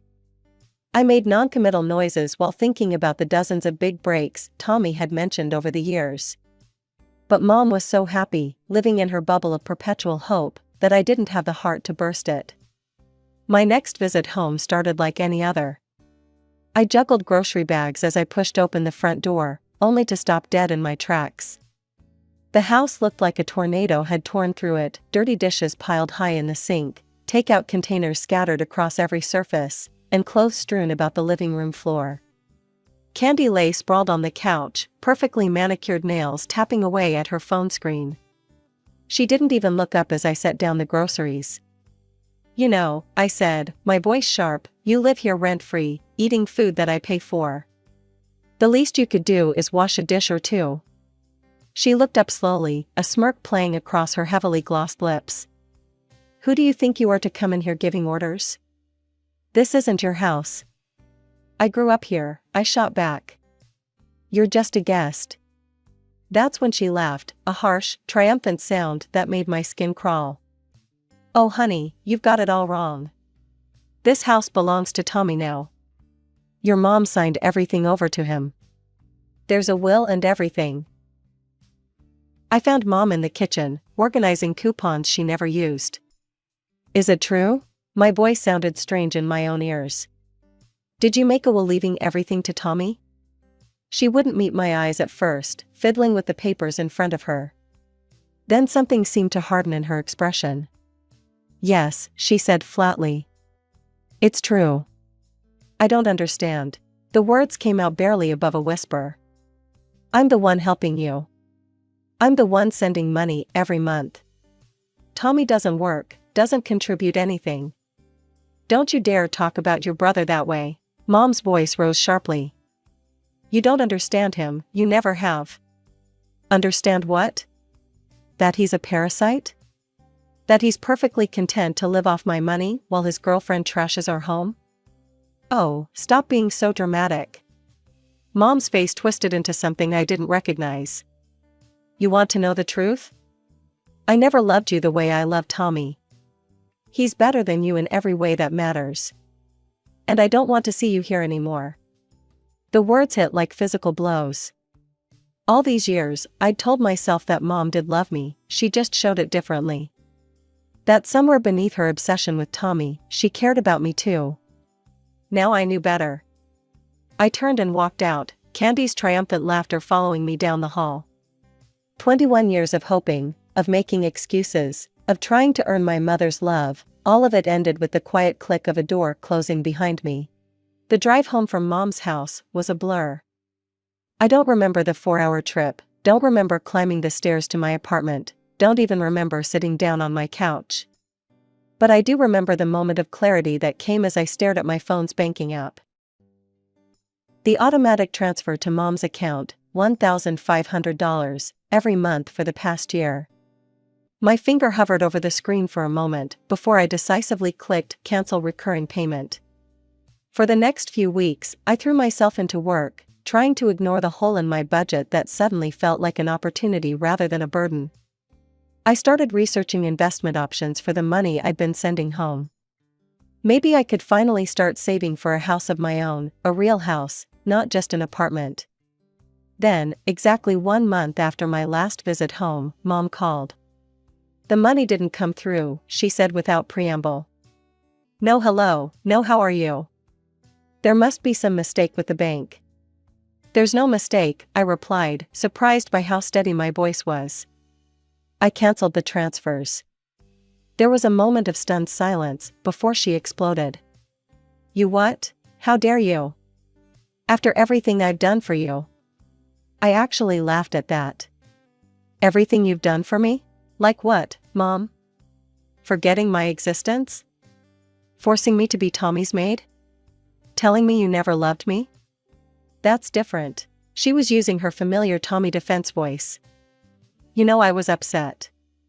But you can't just stop helping us. We're counting on that money. Tommy and Candy are planning a vacation to Cancun, they need."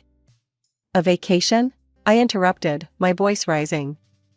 "Tommy needs a vacation from what exactly? Playing video games?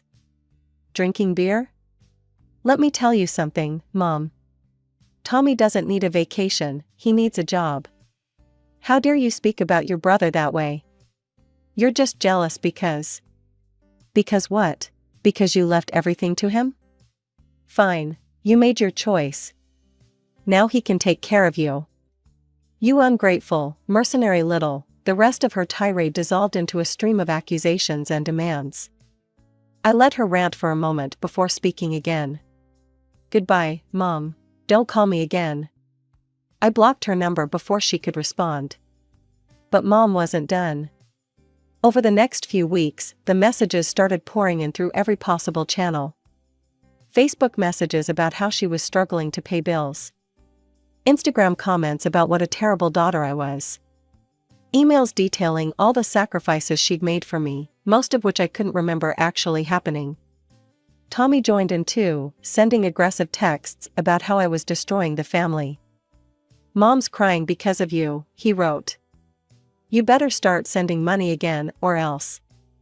I blocked him too, but not before replying, "Here's a crazy idea, try getting a job." Candy even tried reaching out through LinkedIn, of all places, with a long message about how I was breaking my poor mother's heart and how Tommy was too sensitive to handle the stress of work right now. I had to admire her creativity, at least. It's been 6 months now. I don't know how they're doing, and for the first time in my life, I don't feel guilty about that. Maybe they've finally realized that Tommy needs to support himself. Maybe they're still waiting for me to cave in and start sending money again. Maybe they've found someone else to manipulate. The truth is, I don't need to know. What I do know is that the $1,500 I used to send them every month has gone into a down payment fund for my own house. I know that I sleep better at night, no longer awakened by angry messages or guilt-tripping calls. I know that Richard would be proud of me for finally standing up for myself. The other day, I drove past a construction site and saw a now hiring sign. For a moment, I thought about taking a picture and sending it to Tommy. But then I just smiled and kept driving.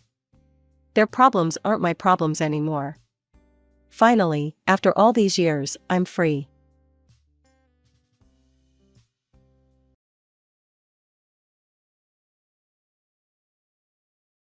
I always knew I was the second best child in my family. It wasn't something my parents ever said directly, they didn't need to. Their actions spoke louder than any words could. My brother Mike was their golden child, their firstborn, their pride and joy. 2 years older than me, he could do no wrong in their eyes. I remember when we were kids, and he broke Mom's favorite vase while playing baseball in the house. Instead of scolding him, Mom just smiled and said, "Boys will be boys. At least you're practicing your swing, honey." But when I accidentally spilled juice on the carpet a week later, it was a different story entirely. "Irene, how could you be so careless?" Mom's voice still rings in my ears. "Go get the cleaning supplies right now. And you're grounded for the weekend." These double standards were the backdrop of my childhood.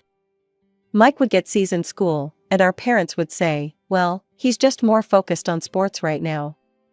But if I got an A- instead of an A+, they'd barely look up from their phones and mutter, "You could do better if you tried harder." The only person who really saw me, was my grandmother. She lived just a few blocks away, and her house became my sanctuary. Sure, she doted on Mike too, brought him cookies, went to all his games, the works. But unlike my parents, she noticed my achievements too. The pattern continued year after year. Mike's birthdays were grand affairs with bounce houses, dozens of friends, and elaborate cakes. My birthdays, well, half the time my parents forgot them entirely. I remember my 10th birthday, I sat at the breakfast table, waiting for someone to say something.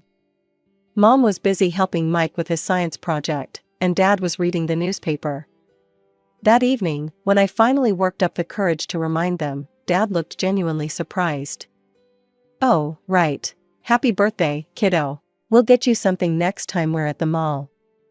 They never did. Only Grandma remembered. She'd always come over with a small gift and a homemade cupcake with a single candle. "Make a wish, my dear," she'd whisper, and for a moment, I felt like I mattered. I learned to live with it, to expect nothing and be surprised by even the smallest acknowledgement. I threw myself into my studies, joined every academic club I could find, and tried to build my own identity away from Mike's shadow. But at home, I might as well have been invisible. The day Grandma got sick, everything changed. I was 14, and Mike was 16. I spent every afternoon at the hospital with her, doing my homework in the uncomfortable chair beside her bed while she dozed. Mike visited too, but less frequently. He was busy with football practice, and our parents said that was important for his future. One evening, just a few days before she passed away, she called our whole family to her hospital room. Mom, Dad, Mike, and I gathered around her bed. Her voice was weak but determined as she looked directly at Dad. "Son," she said, gripping his hand, "I want you to promise me something about my inheritance." She paused to catch her breath. "Promise me you'll use it for both of their educations, Mike's and Irene's. Both of them need to go to college." Dad nodded solemnly. "Of course, Mom, I promise you, right here in front of everyone, that your inheritance will go to both Mike's and Irene's education." After Grandma's death, I threw myself into my studies with even more determination. Even though I knew about her inheritance and Dad's promise, I wasn't taking any chances.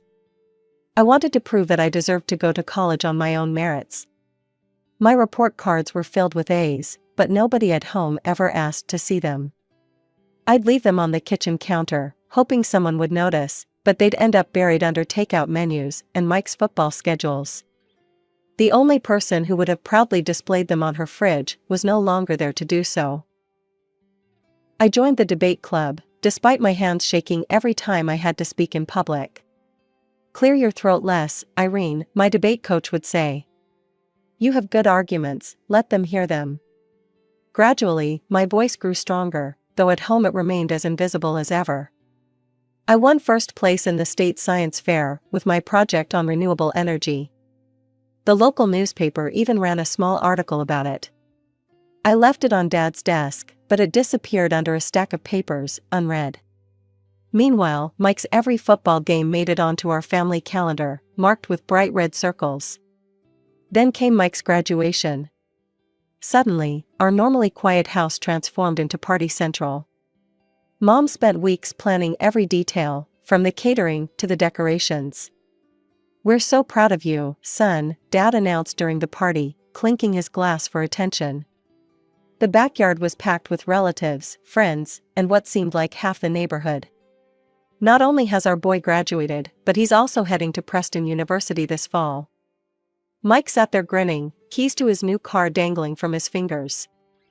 I stood in the corner, holding a plate of cake I wasn't eating. "Thanks to Mom's inheritance," Dad continued, his voice thick with emotion, "we've been able to secure Mike's future at one of the best colleges in the country." She would have been so proud. The guests erupted in applause and congratulations. 2 months later, we drove Mike to Preston University, 6 states away. Mom and Dad helped him move into his dorm, took hundreds of pictures, and spent 2 extra days in town just to make sure he settled in okay. After that, our house became Mike's satellite campus. Mom and Dad called him every day, sometimes putting him on speaker so his voice would fill the kitchen during dinner. They drove up to visit him at least twice a month, always returning with stories about his classes, his friends, his football practice. Meanwhile, I continued my senior year, alone in my quiet room, studying for tests nobody would celebrate, winning competitions nobody would attend, preparing for a future I wasn't sure I'd be allowed to have. 2 years passed quickly, and I finished high school at the top of my class. Not that anyone at home noticed or cared. On graduation day, I put on my white dress and honor cords alone. My parents had left 3 days earlier for a much-needed vacation with Mike. "We'll bring you back a souvenir," Mom had said casually, as if missing my graduation was as trivial as missing a regular Tuesday dinner. I sat among my classmates during the ceremony, watching other parents beam and take photos. My friend Jenny's mom even took some pictures of me, saying, "Your parents will want to see these." I didn't have the heart to tell her they probably wouldn't. While my classmates celebrated with their families, I went home and started working on my college applications. I'd been preparing for this moment for months, carefully crafting essays, gathering recommendation letters, and documenting all my academic achievements. The acceptance letters started arriving a week later. Evergreen State University offered me a full scholarship with free dorm accommodation. Their letter praised my academic achievements and extracurricular activities. Then came the acceptance from Blackwood Private College. Their program was exactly what I wanted, though the tuition was steep, not as expensive as Mike's Preston University, but still substantial. I knew my parents still had my portion of Grandma's inheritance. I'd overheard them discussing money matters enough times to know it was there, waiting, just as Grandma had intended. So I waited for their return, the Blackwood acceptance letter safely tucked away in my desk drawer, the Evergreen offer hidden as my backup plan. They came back tanned and cheerful 2 weeks later. Mike had already headed back to Preston to hang with his brothers, as Dad proudly announced. I waited until after dinner, when they were relaxed and still sharing vacation stories. "I got accepted to Blackwood College," I said during a rare moment of silence. "Their business program is highly ranked." Mom glanced up briefly from her phone. "That's nice, dear." "I'd need to pay tuition," I continued, my heart beating faster. I was hoping we could use my portion of Grandma's inheritance. The silence that followed was different, heavier somehow. Dad set down his coffee mug, exchanging a look with Mom. "We don't have money for your college tuition," he said flatly. I felt my chest tighten. "But, Grandma's inheritance? She made you promise, in front of everyone, that it would go to both our educations." Mom had the decency to look slightly uncomfortable, but Dad just shrugged. "We spent that money on our vacation. The rest went to your brother, he needed it more." "It was an expensive trip," Mom added, as if that explained everything.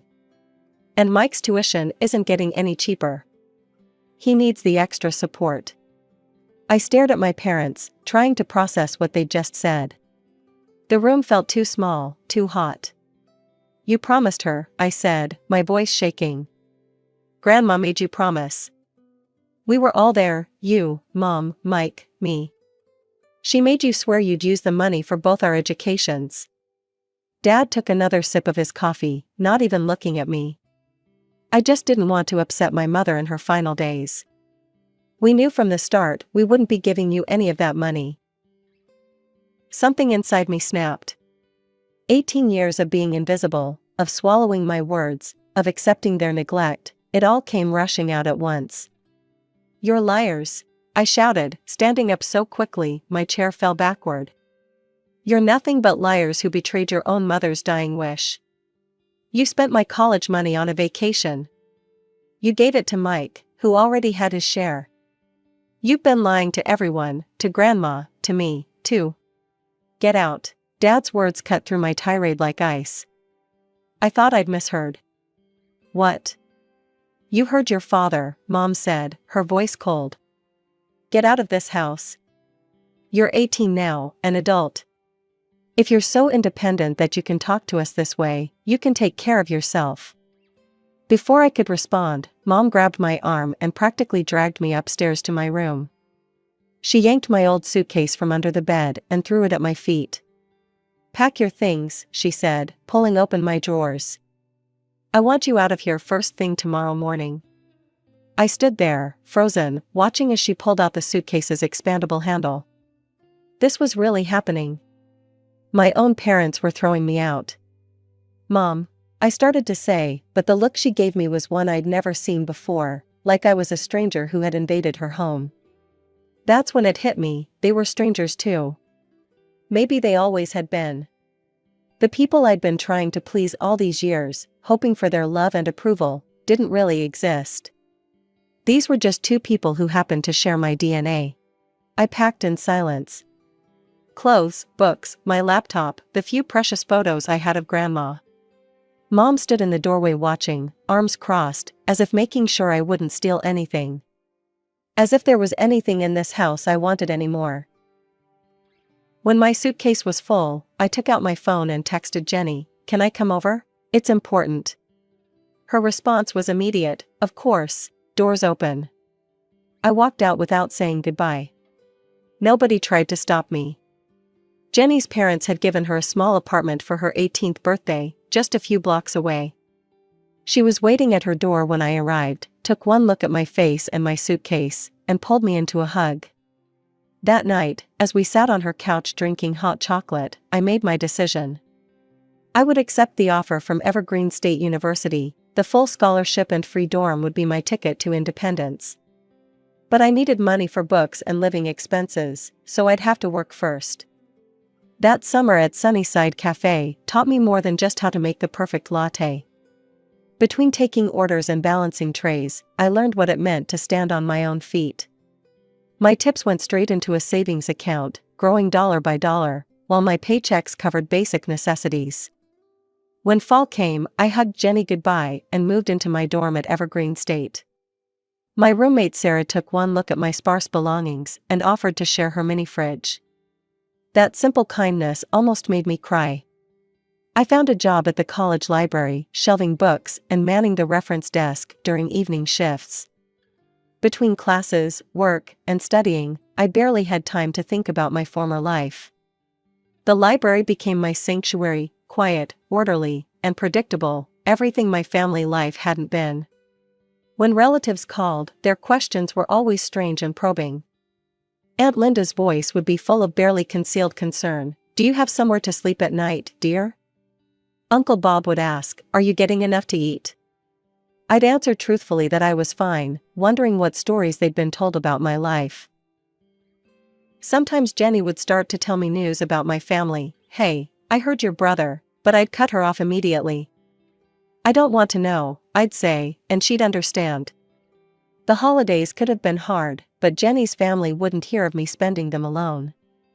That first Christmas at their house, I sat at their dining table, surrounded by warmth and genuine affection. Jenny's dad, Mr. Peterson, pulled me aside after dinner. "Irene," he said, his voice serious but kind, "I've been watching how hard you work. When you graduate, there'll be a place for you at Peterson Technologies if you want it." I accepted on the spot, tears threatening to spill over. Finally, someone was noticing my effort, my determination. Graduation came faster than I expected. I stood on stage, accepting my diploma with highest honors, scanning the crowd out of habit. Jenny and her parents were there, cheering loudly enough to drown out the crowd. I didn't look for any other familiar faces. My first day at Peterson Technologies, I walked in wearing a suit I'd bought with my library savings. Within 6 months, I was leading my own projects. By year 2, I had a team reporting to me. Mr. Peterson's faith in me proved well-founded. I threw myself into every challenge, worked longer hours than anyone else, and quickly gained a reputation for solving problems others couldn't crack. The promotions and raises followed naturally. Soon I was earning more than I'd ever dreamed possible during those days of counting tips at the cafe. I bought professional clothes, started taking yoga classes, went on vacation with Jenny to places I'd only seen in magazines. My birthdays became celebrations of achievement rather than reminders of neglect. Jenny would organize small gatherings, just close friends from work, good food, and genuine laughter. No forced family dynamics, no pretense, no pain. My 27th birthday was approaching, and I had a secret I'd been keeping even from Jenny. For the past 5 years, I'd been saving every extra penny, Christmas bonuses, performance rewards, even the money I would have spent on lunch by bringing sandwiches from home instead of buying from the cafe downstairs. Every dollar went into my special savings account, labeled simply "Dream." The dream became reality 3 weeks before my birthday. I stood in an empty living room with high ceilings and huge windows, hardwood floors gleaming in the afternoon sun, and signed the papers that made it mine. My own apartment. Not rented, owned. "Congratulations," the realtor said, handing me the keys. "It's all yours." That evening, feeling a bit bold and maybe a little proud, I did something I rarely did. I posted on social media. Just me, standing in my empty but beautiful living room, keys dangling from my fingers, unable to contain my smile. The caption read, "Early birthday gift to myself. Dreams do come true when you work hard enough. New home, birthday gift, blessed." The likes and comments started pouring in immediately. Jenny's was first, of course, finally. "Can't wait for the housewarming party." My colleagues chimed in with their congratulations. Even some relatives I hadn't heard from in years liked the post and left comments like, "So proud of you," and "Happy early birthday." I was sitting at my desk at work a week later, reviewing quarterly reports, when my phone buzzed. The number wasn't saved in my contacts, but I recognized it instantly. My mother's voice came through the speaker, sweet as honey, and just as sticky. "Irene, sweetheart. I saw your beautiful new apartment on Facebook. And I suddenly remembered your birthday is coming up." Suddenly remembered. After many years of forgetting. "It's wonderful to see you doing so well," she continued, her voice dripping with an enthusiasm I'd never heard directed at me before. "Your father and I have been thinking, we should celebrate your birthday properly this year. At home. We'll invite the whole family." I almost laughed out loud. Of course. Years of silence, and now that I had a fancy apartment, suddenly I was worth remembering? Worth celebrating?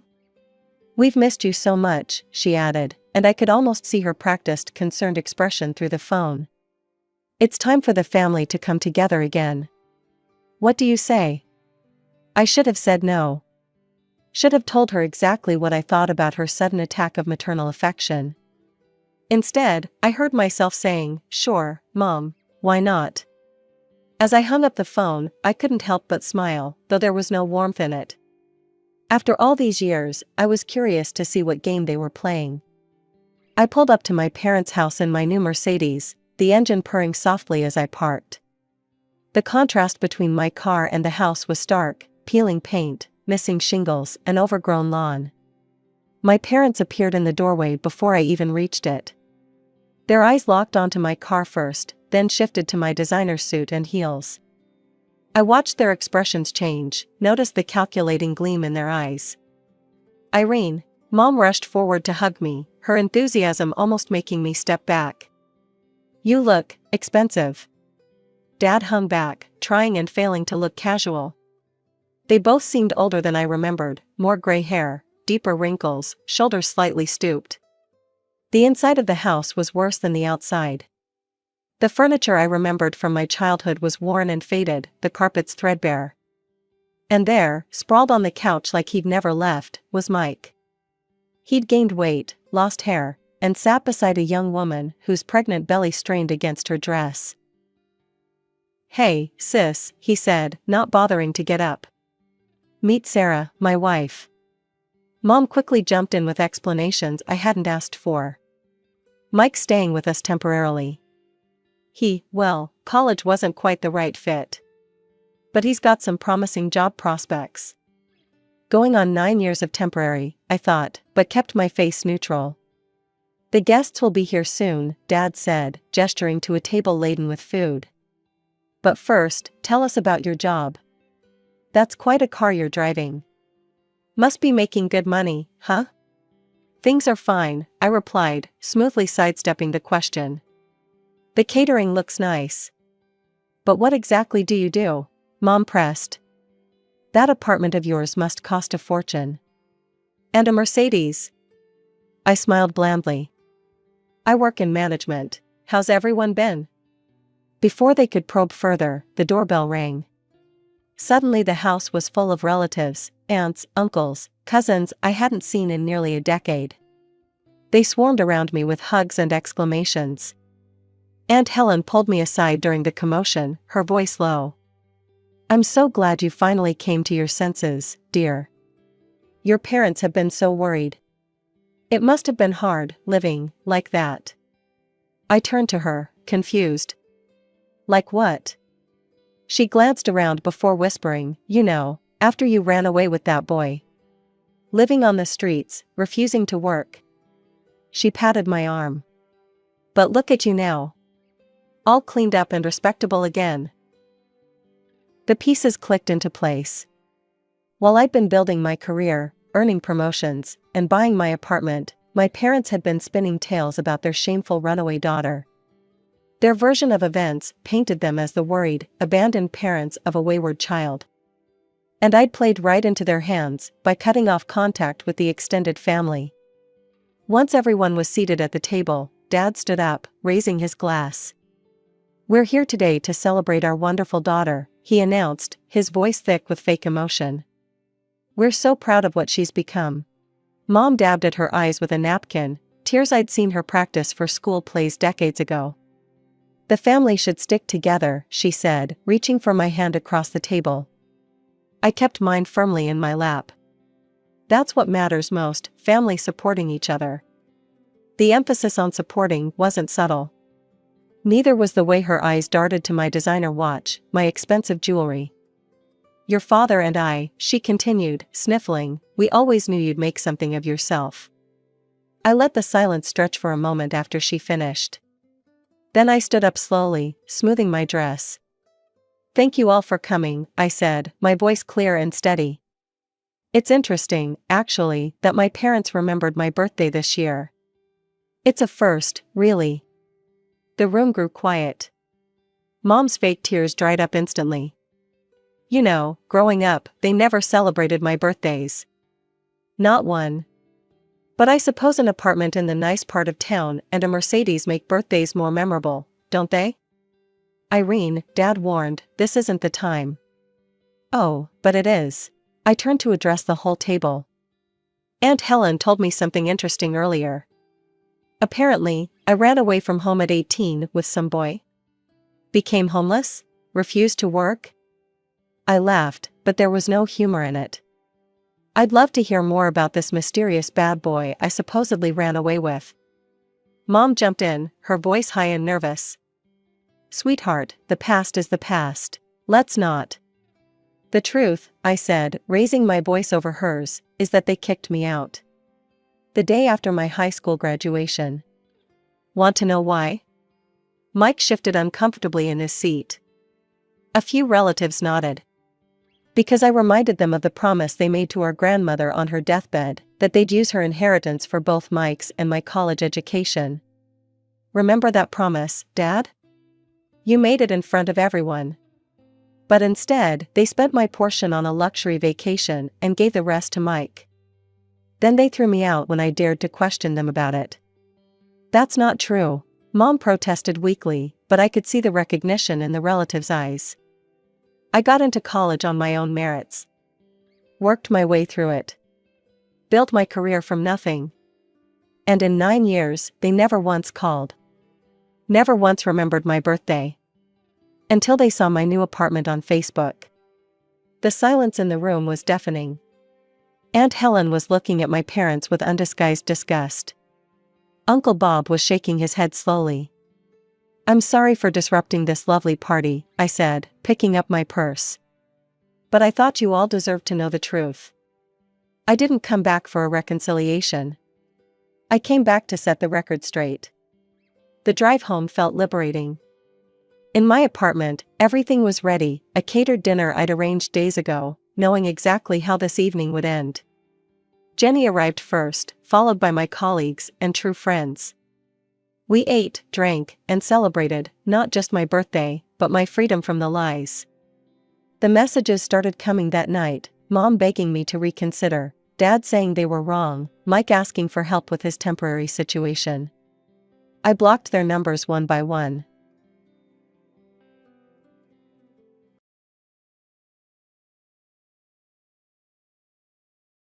I'm Barbara, and my mom was barely more than a kid herself when she had me, just 19 years old. She'd married my dad right after graduating high school, and I came along a year later. I remember how people would always mistake us for sisters when I was growing up, something that made Mom beam with pride every single time. I'd watch her get ready every morning, fascinated by her dedication to appearance. Even when money was tight, she never skipped her beauty routine. My dad would sometimes complain about the cost of her products, but Mom would just roll her eyes and say, "You married a beautiful woman, didn't you? Beauty takes maintenance." Everything seemed normal enough until I turned 10. That's when the fighting started, or maybe that's just when I started noticing it. The arguments would begin after I went to bed, but their voices would carry through our thin walls. It went on like this for months until one day, Dad just didn't come home. Mom sat me down on our beige couch, the one with the little wine stain that she'd tried so hard to hide with a throw pillow, and told me they were getting divorced. But why? I asked, my voice small and scared. Sometimes grown-ups just can't live together anymore, honey, she said, but her eyes were already distant, like she was planning her next move. You'll stay with me, and everything will be fine.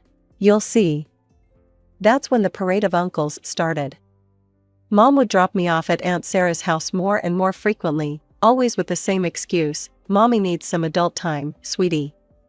You understand, right? I didn't understand, not really, but I nodded anyway. Aunt Sarah would try to make these visits fun, baking cookies with me or helping with my homework, but I wasn't stupid. I knew Mom was meeting men, trying to find my new daddy, as she'd sometimes say after a few glasses of wine. The first serious boyfriend lasted 3 months before he discovered Mom had a daughter. I remember overhearing the fight through my bedroom wall. "You've been lying to me this whole time," he shouted. "A kid? Really, Sandra?" "I was going to tell you," Mom pleaded. "I just needed to find the right time." "The right time was 3 months ago," he said, and then I heard the door slam. That night, Mom came into my room and hugged me tight. "It's just you and me against the world, baby," she whispered, but somehow, even at that young age, I knew that wasn't quite true. It wasn't us against the world, it was Mom against getting older, against being alone, against accepting that life hadn't turned out the way she'd planned. The revolving door of Mom's boyfriends continued until I was 16. That's when everything changed. She met Robert. He was different from the start. I still remember the day she told him about me, expecting the usual reaction. We were all at a restaurant, and Mom was nervously playing with her napkin. "Robert, there's something I need to tell you," she said, her voice shaking. "I have a daughter. Barbara is 16. I held my breath, waiting for him to make some excuse and leave. Instead, he broke into a genuine smile and reached across the table to shake my hand. "I've been wondering when I'd get to meet you," he said warmly. "Your mom's phone background is a picture of you two together." That was the first surprise. Mom hadn't deleted all traces of me from her phone this time. The second surprise was how natural everything felt after that. Robert didn't try too hard to be my dad or pretend we were instantly family. He just treated me like a person. "Hey Barbara, want to help me fix up the old Mustang in the garage?" he'd ask, or "What do you think about these paint colors for the living room?" 6 months later, they got married. It was a small ceremony, but it felt right. For the first time in years, I felt like we might actually be a normal family. Before I even turned 17, Mom announced she was pregnant. Emma came along just a few months after my 17th birthday, and Lucy followed almost exactly a year later. When I graduated high school, Dad came through with his promise to pay for my college tuition. "You earned this, kiddo," he told me as we looked through university brochures. "Pick wherever you want to go." I chose State University, 3 hours away. By then, Emma was 2 and Lucy had just turned 1. Robert was an amazing father to them both. The first year of college was a whirlwind of new experiences, but I came home regularly to visit. That's when things started to shift. Every single weekend I visited, without fail, Mom and Robert would have plans. "Barbara, honey, you don't mind watching the girls, right?" Mom would say, already putting on her earrings. "We haven't had a date night in ages, and you know how exhausting 2 little ones can be." "But Mom, I was hoping to catch up with Ashley and Kim while I'm home," I'd say. "We were planning to see a movie." "Oh, you can do that next time." The girls had been so excited to see their big sister. "You wouldn't want to disappoint them, would you?" She'd give me that look, the one that made me feel guilty for even thinking about my own plans. Robert would look apologetic, but wouldn't say anything. So there I'd be, weekend after weekend, making baby formula, changing endless diapers, and trying to keep 2 toddlers entertained. Emma was in her terrible 2s, throwing tantrums at the drop of a hat, while Lucy was just learning to walk and needed constant supervision to prevent her from bumping into everything. I love my sisters, I really do. But I was 19, juggling a full course load, and my weekends at home had become exhausting babysitting shifts. Between the midnight feedings, the diaper changes, and the constant vigilance needed to keep 2 toddlers safe, I was more tired going back to campus than when I arrived. I sat down with Mom and Robert one Sunday evening after putting the girls to bed. "I need to talk to you both," I said. "I love Emma and Lucy, but I can't keep being the default babysitter every time I come home." Mom's face immediately darkened. "What do you mean? They're your sisters. Don't you want to spend time with them?" "Of course I do," I replied, trying to keep my voice steady. "But I'm also a college student. I need some time to see my friends, to rest. Every weekend I come home, I leave more exhausted than when I arrived." Robert nodded thoughtfully. "She has a point, Sandra. Barbara is still young. She should be able to enjoy her college years. We could hire a babysitter for our date nights," he continued, placing a hand on Mom's arm. "I know a couple of reliable people through work." I felt a wave of relief wash over me, but it was short-lived. Mom pulled her arm away from Robert. "A stranger watching our children?" she snapped. "And Barbara, I can't believe you're doing this." You're being selfish, just like your father." That was the last weekend I spent at home during college. I still called to check on the girls, but I stopped making the 3-hour drive back. Mom's guilt-tripping texts became a regular thing. "Your sisters keep asking where you are, and I guess family doesn't mean much to you anymore." 4 years passed. I graduated with my business degree and landed a junior management position back in my hometown. The salary wasn't great, but it was enough to rent a small one-bedroom apartment. I thought maybe now, with some distance and independence, things with Mom would improve. Then the bomb dropped. Mom and Robert were getting divorced. No warning, no explanation, just Mom calling to tell me it was over. The girls, now 5 and 4, would stay with her, and Robert agreed to pay generous alimony. I should have seen what was coming next. It started with a casual request: "Barbara, could you watch the girls this Saturday? I have an appointment." That appointment turned out to be a date. Soon, history began repeating itself in a way that made my stomach turn. Every weekend, without fail, Mom would show up at my apartment with Emma and Lucy in tow. I was putting in 60-hour weeks at work, taking every extra shift I could get, determined to climb the corporate ladder. My rare days off should have been for catching up on sleep, meeting friends for coffee, maybe even dating. Instead, I found myself building pillow forts and mediating sisterly squabbles while Mom was out living her life, as she put it. The worst part? I couldn't say no. Not when Emma would look up at me with those big brown eyes, asking if we could make cookies together. Not when Lucy would curl up in my lap with her favorite storybook. They were innocent in all this, just like I had been at their age. One sleepless night, after another weekend of babysitting, I found myself scrolling through Mom's social media. What I saw made my blood run cold. Her profile was filled with selfies at bars, restaurants, and yoga studios, but Emma and Lucy were nowhere to be found. It was like they didn't exist in her online world.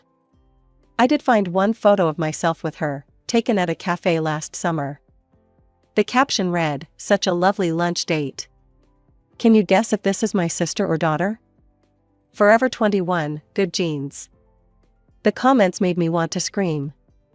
"OMG Sandra, definitely your sister. You look way too young to have a daughter that age. Girl, you look younger than her. What's your secret? Sisters for sure. You're aging backwards." I laughed, but it was hollow.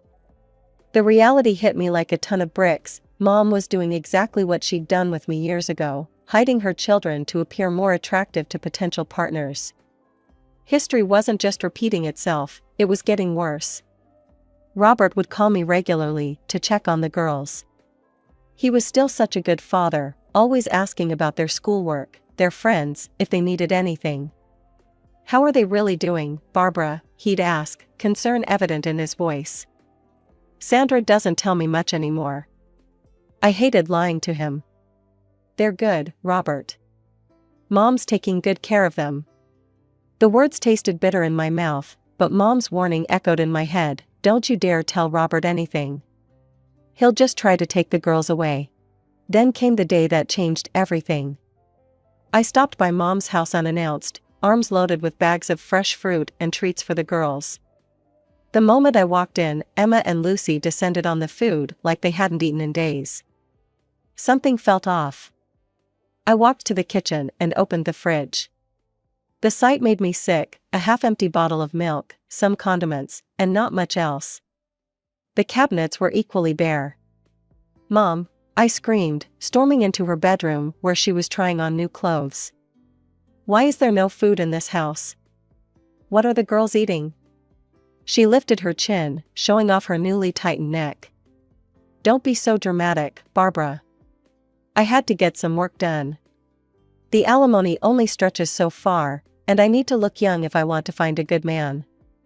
The girls can survive on simple meals for a few weeks." I felt something snap inside me. "Are you serious? You spent their food money on plastic surgery?" "It's an investment in our future," she replied calmly. "Once I find a wealthy husband, the girls will have everything they need." "I'm calling Robert right now," I threatened, pulling out my phone. Mom's face crumpled. Please, Barbara. I promise it won't happen again. I'll go grocery shopping tomorrow. Just don't tell Robert, please. I put my phone away, but my hands were shaking with rage. I mean it, Mom. If I ever find out you're neglecting them again, I'm telling Robert everything. No more secrets, no more lies. And you can kiss your alimony goodbye. Just over a month after the refrigerator incident, Mom showed up at my apartment looking pale and distressed. Her usual perfect makeup was missing, and her hair hung limp around her face. Barbara, honey, I need your help, she said, her voice weak. I have to go to the hospital for emergency surgery today. I need you to watch the girls for a few days. I felt my heart race. What's wrong? Are you okay? The doctors found something, she said vaguely, pressing a hand to her stomach. I need to go in right away. Please, I have no one else to turn to. What about a professional babysitter? I suggested. I can pay for one myself. Someone who does this full-time could. No, Mom cut me off sharply, then softened her voice. No strangers. I don't trust them with my babies. Okay, well, what about Robert? He's their father. Or Aunt Sarah? Mom shook her head. Robert's not answering his phone, and Sarah's out of town on business. Please, Barbara, I'm desperate. I looked at Emma and Lucy standing quietly beside her, clutching their little backpacks. What choice did I have? Let me call my boss, I sighed, already reaching for my phone. I had to use my unpaid personal days, but at least my job was secure. The first day was exhausting. The girls seemed more unruly than usual, probably picking up on the stress of the situation. Emma threw tantrums over everything, the wrong color cup, Lucy touching her toys, the sandwich cut in squares instead of triangles. Lucy followed her sister's lead, and soon I had 2 screaming children on my hands, more often than not. By the second day, I was running on fumes. Between cooking meals, doing laundry, cleaning up endless messes, and trying to keep them entertained, I barely had time to breathe. I'd just gotten them down for a nap when my phone rang. Hey, Barbara. It was my friend Kelly, who lived near Mom's house. Some party your mom's throwing. There's loud music, tons of cars parked outside, and they've got these gorgeous string lights everywhere. Must have taken hours to set up. Is it someone's birthday?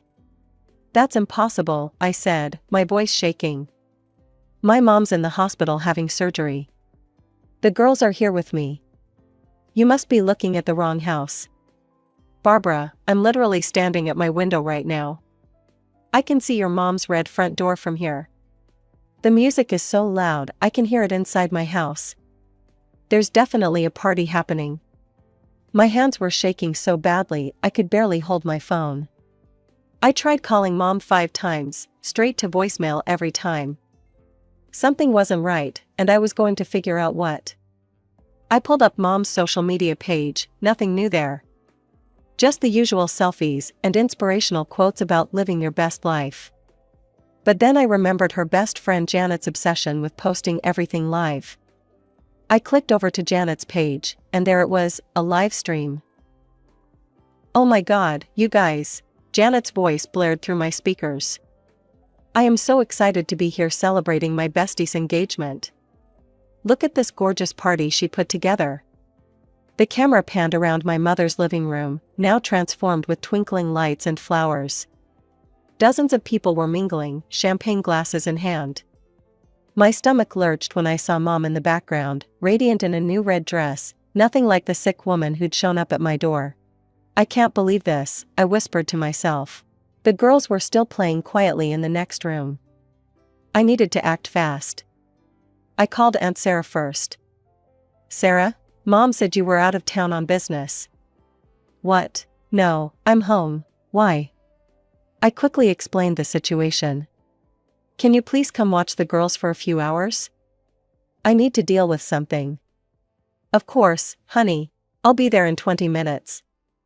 Your mother's gone too far this time. Next, I called Robert. He picked up on the first ring. Barbara, is everything okay? Not answering your phone, huh? I said bitterly. That's what Mom told me when I suggested calling you about watching the girls. What are you talking about? Sandra hasn't called me in weeks. I took a deep breath and told him everything, the supposed emergency surgery, the girls staying with me, and what I'd just discovered on the live stream. She's throwing an engagement party? His voice was dangerously quiet. I'm picking you up in 10 minutes. Sarah's watching the girls? Yes, she's on her way. Good. It's time we had a family meeting. Those 10 minutes felt like hours. I paced the floor, alternating between rage and disbelief. When Robert's car pulled up, I was already waiting outside. The drive to Mom's house was tense. Robert's knuckles were white on the steering wheel. I knew something wasn't right, he kept saying. The way she's been acting with the girls lately. I should have pushed harder. We could hear the music from halfway down the block. Cars lined both sides of the street, and light spilled from every window of the house. Robert parked right in the driveway, blocking in several other cars. Through the front window, we could see everything. Mom was in the center of the room, wrapped in the arms of a man I'd never seen before. He looked young, much younger than her. As we watched, she pulled him into a passionate kiss, while her friends cheered and raised their glasses. To Sandra and Mark, someone shouted, "May you have the fairy tale ending you deserve." If they only knew what that fairy tale was costing her children. Robert and I walked straight into the house without knocking. Mom stood frozen in the middle of the room, her champagne glass slipping from her fingers and shattering on the hardwood floor. "Barbara? Robert?" Her face went from flushed to pale in seconds. "What are you doing here?"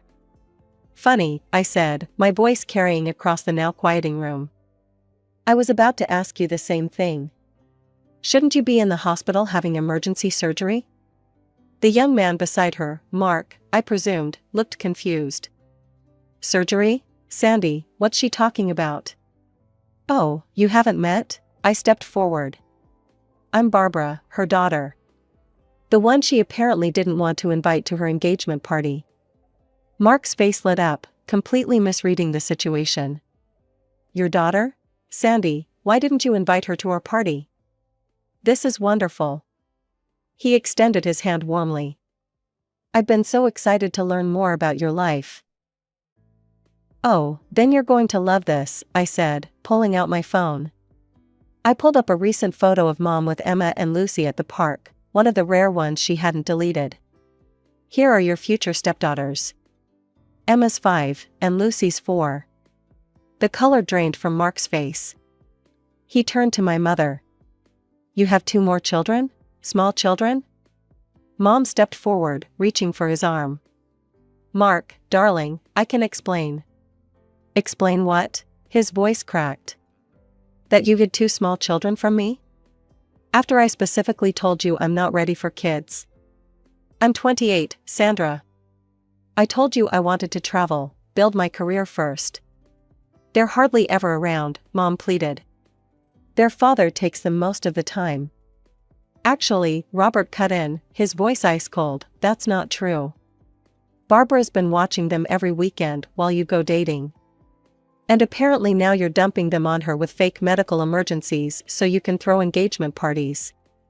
The guests were starting to edge toward the door, sensing the impending explosion. Mark looked like he'd been slapped.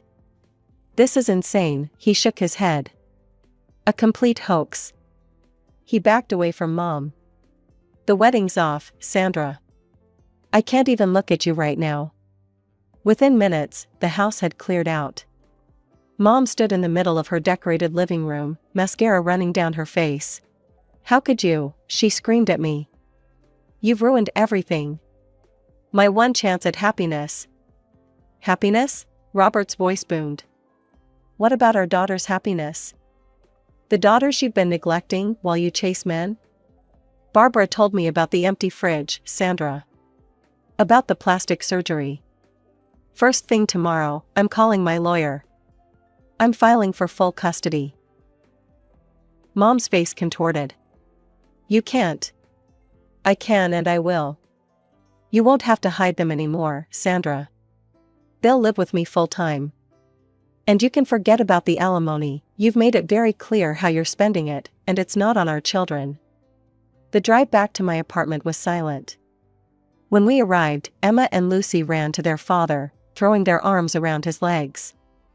"Daddy, are we having a sleepover at your house?" Robert knelt down, hugging them close.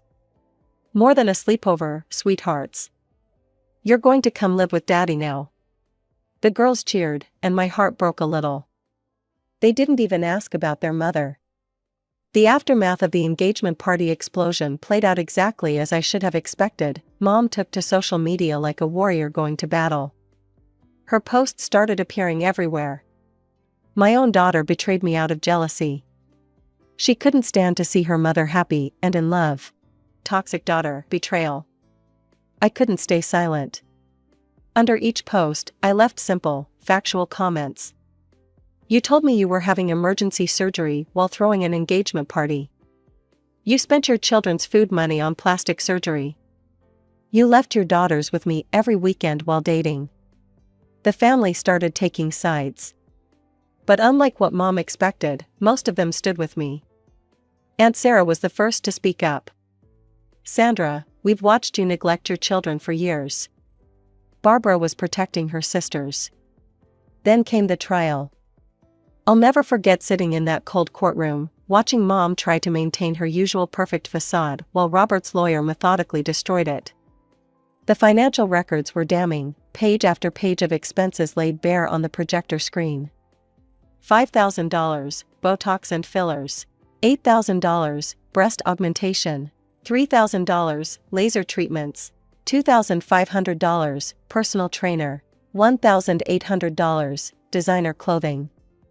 And then, in stark contrast, $200, children's clothing, 3 months. $150, school supplies. $300, groceries, monthly average. When it was my turn to testify, Mom wouldn't look at me. I told the court everything: the empty fridge, the constant babysitting under false pretenses, the way she hid the girls from potential boyfriends. The judge's decision was swift and unequivocal: Mom was stripped of her parental rights. She stormed out of the courtroom without looking back. That was 6 months ago. Mom doesn't speak to me anymore. I'm a traitor now. Sometimes she still posts about me, about what a terrible daughter I am, how I destroyed her life. I've stopped reading them. Through the grapevine, I hear she's living with her friend Janet now.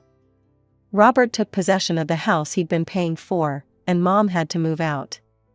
It's probably easier for her now, I told Robert recently, while watching Emma and Lucy play in his backyard. She doesn't have to hide any children anymore. He squeezed my shoulder. Their loss is our gain. And he's right. The girls are thriving with Robert. They're in therapy, dealing with their abandonment issues, but they're happy. Their rooms are filled with artwork and toys. The fridge is always stocked. They're in dance classes and soccer teams, and their father never misses a recital or a game. I go over for dinner twice a week now, and we actually get to enjoy our time together. Last night, Emma showed me her science project while Lucy practiced reading out loud. No pressure, no guilt, no manipulation, just family being family. Sometimes I wonder if Mom will ever realize what she gave up in her endless pursuit of youth and romance. But that's not my problem anymore.